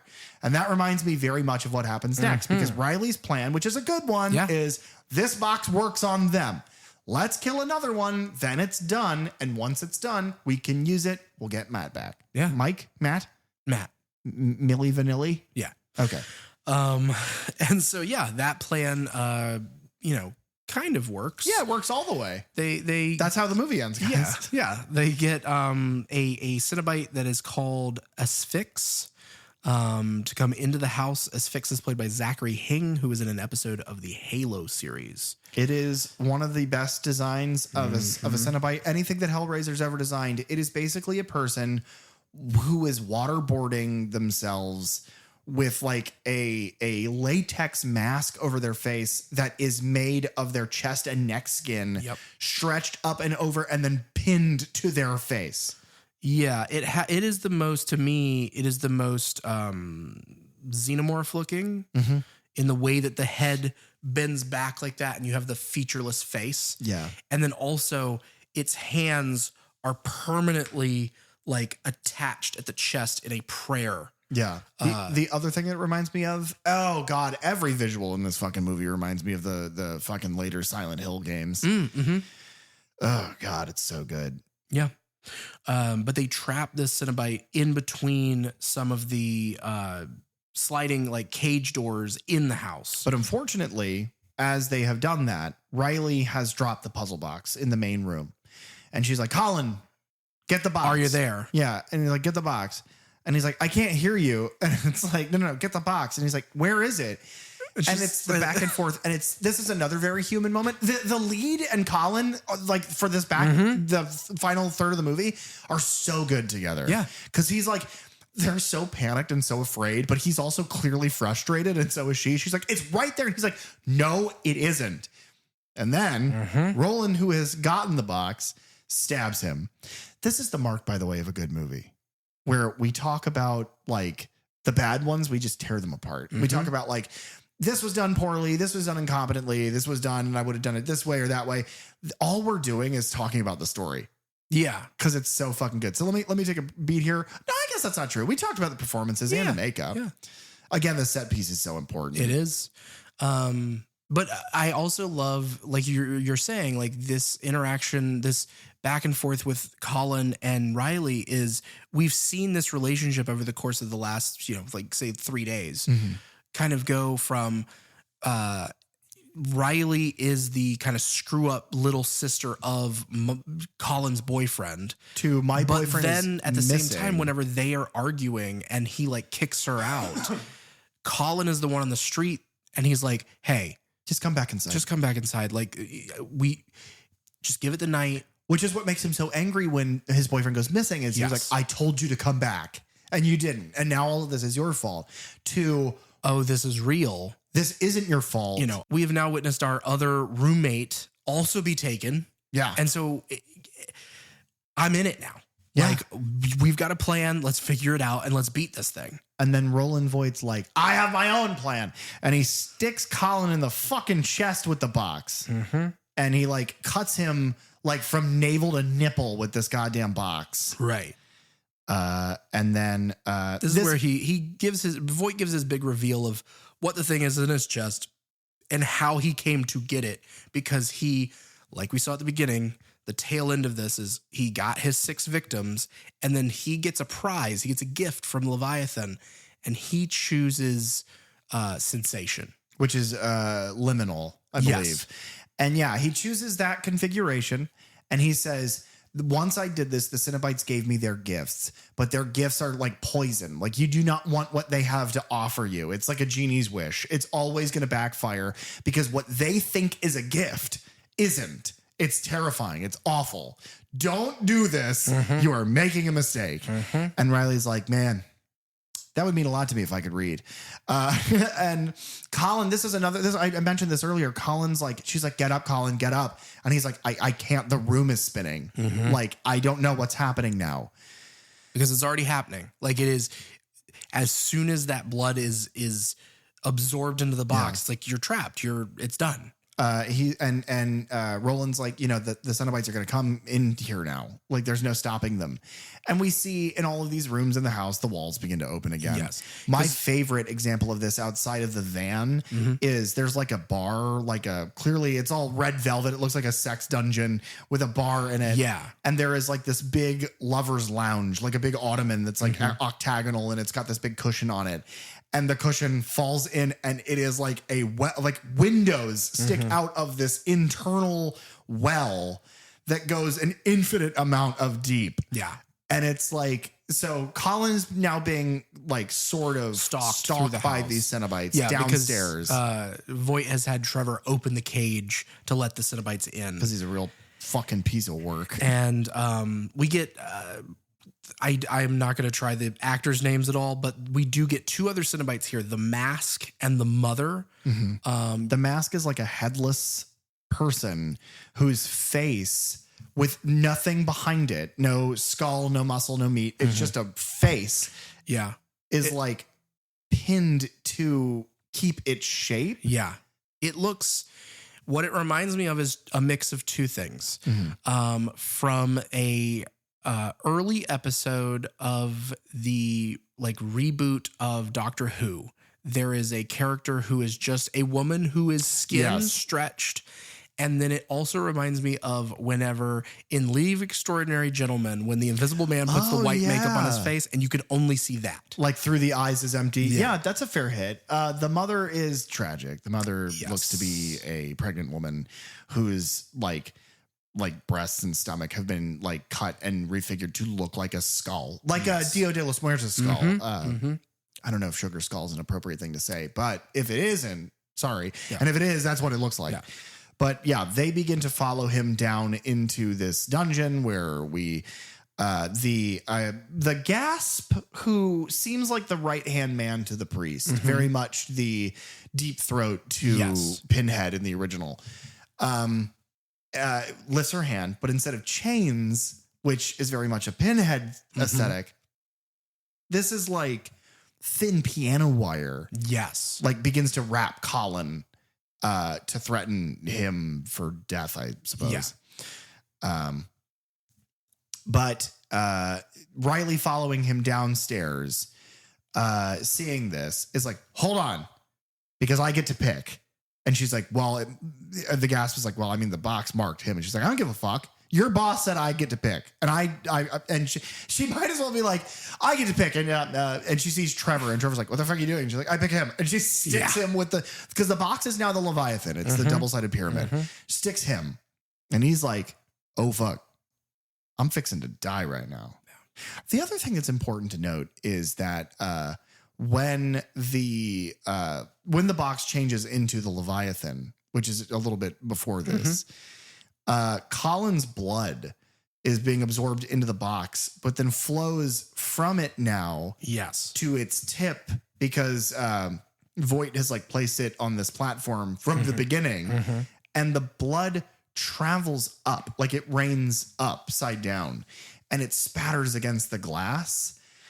And then fucking Leviathan, the giant double-sided pyramid from fucking Hellbound, descends. And what I thought was it was descending into Earth, but it's not. The house is in hell now. Because as we get a bird's eye view, we see the labyrinth that is hell. Like what was represented by matte paintings in Hellbound.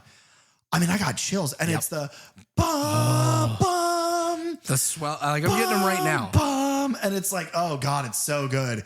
And the fucking roof interlocks to create the Leviathan so that as it enters view, its design matches the ceiling perfectly. And it's, oh my God, it's so good. But then Trevor gets stabbed. Now we're caught up. Trevor gets stabbed. And he's like, oh. And now he gets wrapped in that piano wire and it peels his skin off. One thing, because that is gross. But Trevor seems like the kind of asshole who, when he gets stabbed, would be like, well, this isn't my fault. Yeah. I didn't do anything to you. You just have a grudge against me. You know, like one of those like manosphere assholes. He's probably like, it's just about politics. You're politicking. This is why I'm dead. Yeah. Yeah. He's a real piece of shit. I hate that guy. Yeah. But yes, this is... Trevor's almost always reveal themselves to be bad people. That is true. It is revealed to me in this moment that the thing I have the hardest time watching as far as gore is concerned is what is it, degloving? Yes. Oh my God. He degloves his entire, like his whole arm is like shredded of its skin. It is disgusting. Yeah. It is like, it is one of the like harder things for me to watch in this. Yeah. And it's a quick little moment, but it's like, can't look at that for long. It's also not the only time it happens in this movie. No. And it will not be the last. But no, he gets it the worst. Yeah. He is absolutely flayed upon the altar that is these fucking Cenobites.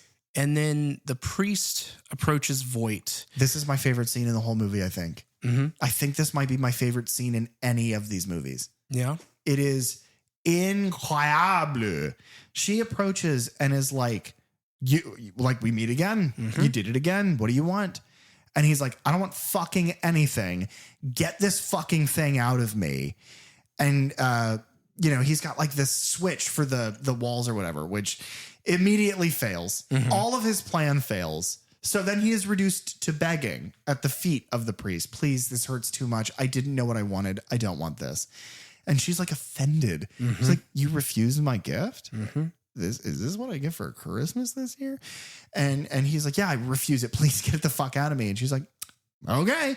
And she waves her hand. It falls to pieces. And in an awesome bit of visual effects work, an incredible amount of CG effects work, his body, from regrowing its heart and spine, stitches itself back together. It is what Wolverine's body would look like in X-Men films if X-Men films could get the rating they deserve if Wolverine is involved. Yeah. And it's the, closest we get to the body being rebuilt from the original Hellraiser. Yeah. Which at the time looked amazing. Mm-hmm. And this, for its time, 2022, I mean, for right now, it's like, those are impeccable effects. Yes. Looks great. It's like the spine, the vertebrae punching out of nothing and then flipping up and sliding back into place to make his spine. It's like, it's disgusting. Yeah. And then she goes, him, and she points up at Leviathan. She's like, Leviathan rules us. And the Leviathan configuration means power. And I've been paying attention to your life. You think that you love pleasure, but you don't. You think you do, but you love power. All of the exploits that you have made in your life is all domination, which is really kind of like a political commentary in a way. Mm-hmm. But it's like everything that you're doing, you just want power and you're sick with it. So the Leviathan configuration, that is power, for the record. And he's like, sold, because he's learned nothing. Right. Because he's a piece of shit. Yeah. And he's like, sold, you got it. And then he gets it. Yeah. What does he get, Derek? What's his prize? Well, at first he gets a large chain. Okay. But this is kind of the Chenard moment, because the chain really is. Drops down from Leviathan and stabs him in the head and drags him up out of the glass ceiling of this house. Yeah. And I mean, the classic Hellraiser score here comes back full. He's not dragged in the traditional Hellraiser way. He is not pulled with speed. Mm-hmm. A chain, and we're not kidding, a chain and a hook, the thickness of the hook is probably the thickness of a man's leg. Right. The chain is the width of his body, punches through his chest, and then like an angel, he just floats, suspended in air with a silent scream in his mouth, and the score swells. And she just watches him rise. Meanwhile, downstairs, Colin is like, we need to get the fuck out of here. Yes. And Riley's like, you got it. Let's go. Yeah. The priest does offer, because Riley in the same way has done her side of the bargain. Mm-hmm. And so she is offered do you want to resurrect your brother? And I love this moment. Riley, even though that is the thing that she has wanted once she figured out, that was even a possibility, that's what we're working towards. Yeah.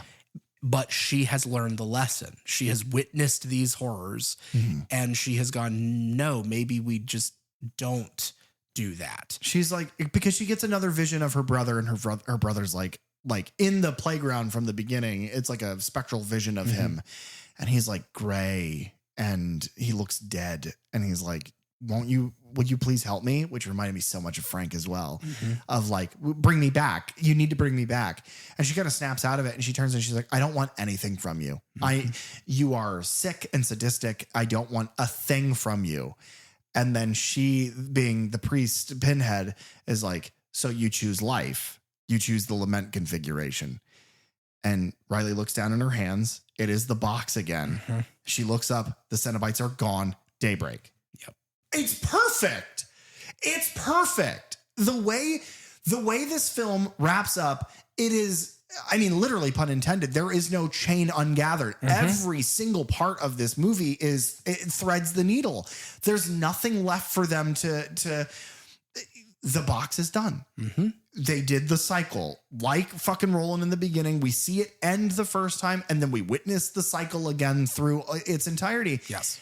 And it's like, it is the bleakness of the original Hellraiser. You could make the argument in the original Halloween that there is a moral tale. And the moral tale is, even in a small town, it can never hurt to be a bit more careful. Mm-hmm. You can make that. Bad things can happen. Right. In fucking Friday the 13th, where it takes place, when it takes place, it's like, even at a camp surrounded by your counselors, things can happen when you least expect them. And the killer can be anyone, is the lesson from the original Friday the 13th. There is no lesson in Hellraiser. It is, you are animals, slave to your most base instincts. And what I said in the original Hellraiser film is that they remind me of vampires.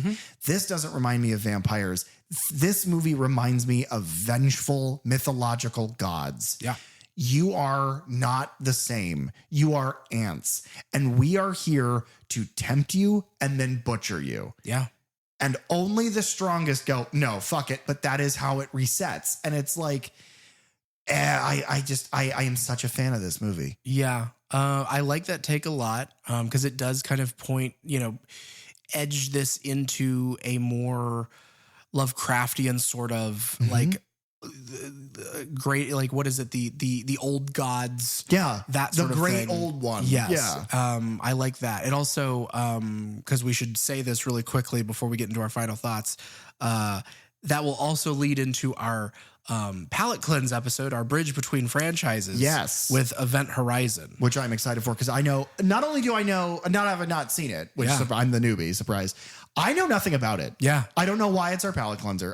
You just said that that's what leads us into that. I don't understand. Right. So I'm very excited. I hope it works for you as well as it does for me. And I look forward to it because this will be a true like newbie experience for you for this one. One thing I will say before we go into our final reviews is they get in the car and she's like about to put the keys in the car and she kind of stops and slumps. And he's like, are you sure you made the right decision? And she's like, yeah, I made the only decision that we could. Car starts, they leave.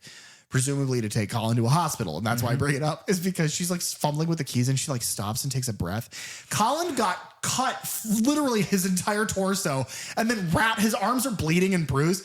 And she's like, and all I can imagine is Colin being like, get me to a hospital, you bitch. Stop fumbling with the keys. It's like Dennis Reynolds, you goddamn bitch. Yeah. But she's pretty. She's wonderful. So yeah, she can do no wrong. I don't think I have anything left but to ask Derek, do you recommend Hellraiser 2022? It's been so long since I've gotten to say this with 5 movies in a row. Such like, yes, absolutely. I recommend this film. Absolutely. I do. Yeah. I'm not going to wait for you to ask me. Yes, I do. And it's what I said earlier. I was going to use this for my launching point.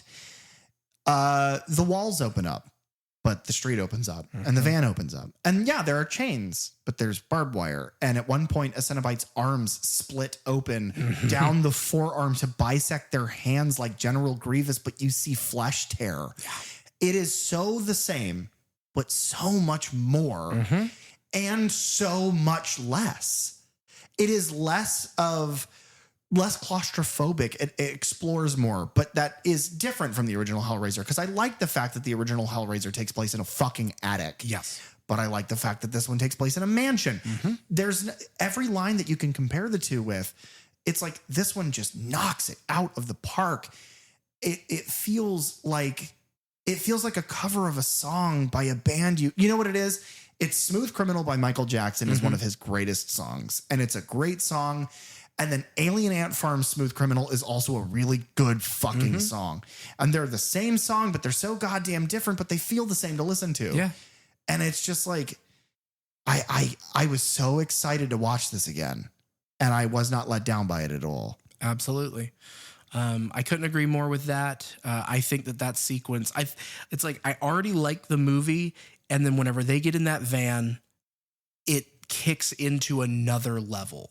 And it's like, I am locked in completely with what is happening because I don't know what comes next.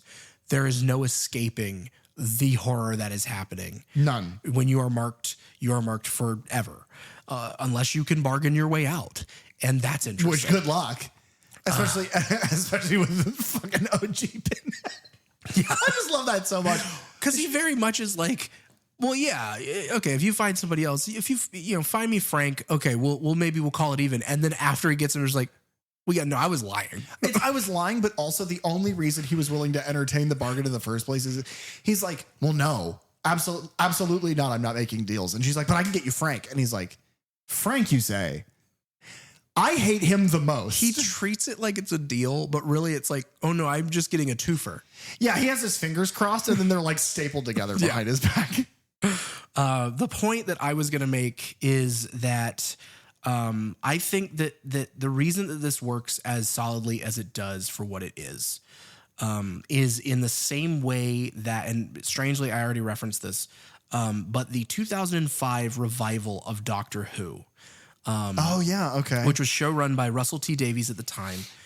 It does the exact same thing. I've heard it described as, what they needed to do with that first season is they needed to reestablish the rules of the universe in one season for a series that had been dormant for years. It had its fan base, but this is like, how do we reintroduce it to make those people happy and to also get new people, but explain and show what this show was. And so we're going to have in one season, we're going to jump forwards in time. We're going to jump backwards in time. We're going to go to historical events. We're going to do really super sci-fi locations and things like that. We're going to go to the end of the universe and then come back from it.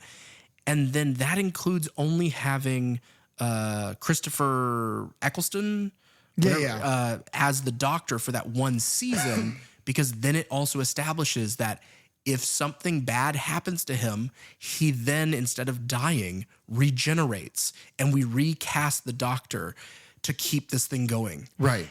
And that's what this movie did. Yeah. It takes all of the things that we know about the original Hellraiser, Hellbound, and re-establishes those rules, but in a fresh way.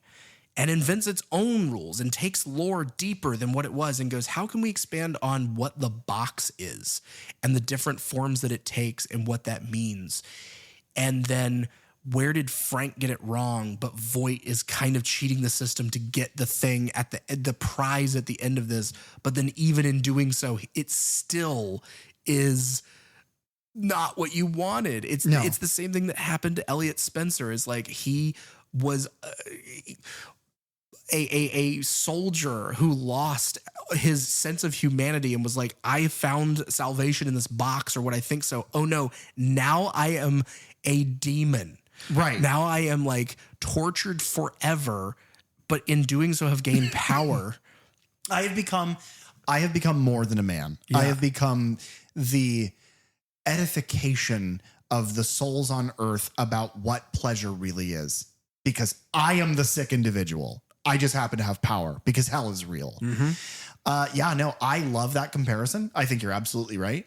The big thing that it makes me think of is there was a video game adaptation of Dante's Inferno. And it is the folly of man trying to make right their own sins by using hell, using something evil, not understanding how evil something can be.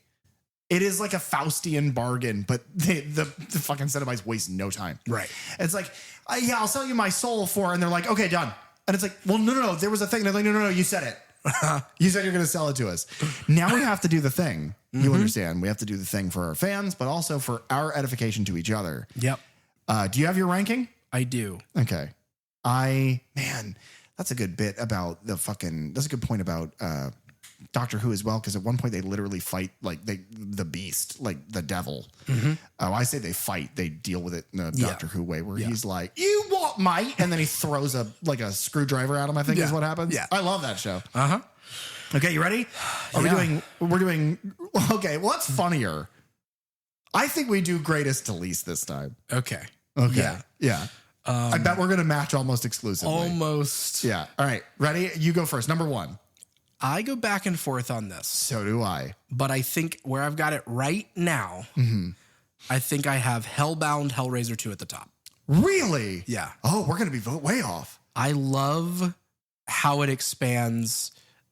I love how it does so much of the same things of the first movie again. And we have the same characters again, but like, doing more and continuing on that story.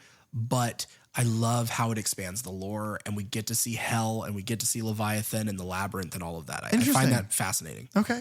My favorite is the original Hellraiser. I liked the experience watching it with the Joe Bob episode that we watched it in. I love the score. I love the performances. I like how simple it is and how horribly macabre the story is. It was the first time I'd ever really seen anything like it. So it just stands out to me. Yeah. Plus, it's got some of the best Pinhead dialogue of any of these. Like, all of the movies that come after this are trying to replicate the formula of the original Pinhead dialogue. But yeah, Hellraiser. I agree with all the points you just made, and that's why Hellraiser is number 2 for me. Okay, number 2 is this film, is 2022. Because this is great. It's all the things I just said, but a modern reversion of it. I'm going to copy that as well, because that's your number 3. Hellraiser 2022 is number 3. Okay, my number 3 is Hellraiser Bloodlines, which is, of course, Hellraiser number 4. Yeah, Hellraiser in space. My favorite. Hellraiser in the past. My number 3 is number 4.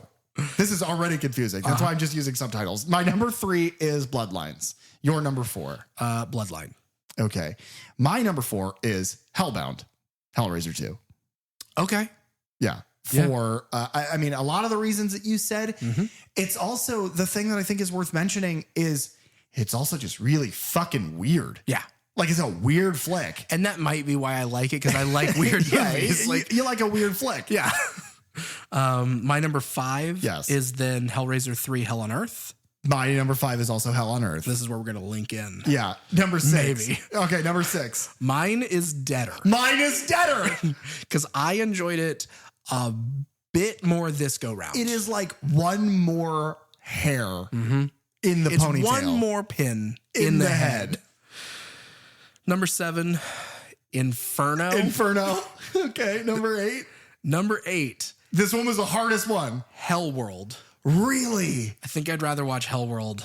See, okay, I put mine at Hellseeker, and then my number 9 is Hellworld. And the reason I put them in that order is because I would watch Hellworld or Hellseeker before I watched Hellworld again, only because the lunacy and the incompetence of Hellseeker make it funny, ironically, to watch for me. The incompetence and bullshit that Hellworld does feels polished. It has that feel of studio bullshit, like crappy, like almost like a scary movie, like one of the scary movies. Yeah. It feels like that, where everything is so over the top and ridiculous that it is like a music video made by a blind deaf person. It is nauseating. So I would watch Hellseeker first, just because it's funny of like, the boss pins him against the fucking vending machine. He's like, my wife just died. It's like, what is this movie? Yeah, I don't disagree. Let's not besmirch this review with those movies. No. We finally got another good movie out of this. We really did. It's really good, guys. If you have a Hulu, if you have Hulu, do yourself a favor. Watch Predator Killer of Killers. It's an animated film. It's an anthology film. It has nothing to do with this. No. And also watch this movie because it's really good. And I will also give it, I think you can safely watch this one having not watched any of the previous ones. Agreed. In fact, I would recommend, of the whole series, I recommend watching, I think, 1, 2, and this one. Yeah. And if you're nasty, watch number 4, because number 4 has space in it. And if you're even nastier, solve the box, stab a friend, burn down a movie theater, and if you're nastiest, call me Bean Rocco. Thanks for tuning into the Third Channel podcast. Please, if you have the time, rate, review, and subscribe on Apple Podcasts, Spotify, or any of your favorite podcast apps. You can follow us on social media at Third Channel Podcast, and you can find me online at thatdrosenberg. You can also reach out to us at thirdchannelpodcast@gmail.com, where we check every message we swear. Third Channel is hosted by PJ Minette and Derek Rosenberg. Theme song and audio engineering by Fly Guy Ty. The logo designed by Bell DeVelco. Episode artwork by Nathan Walkington. Keep it tuned right here to the Third Channel for all things horror. And remember, don't touch that dial.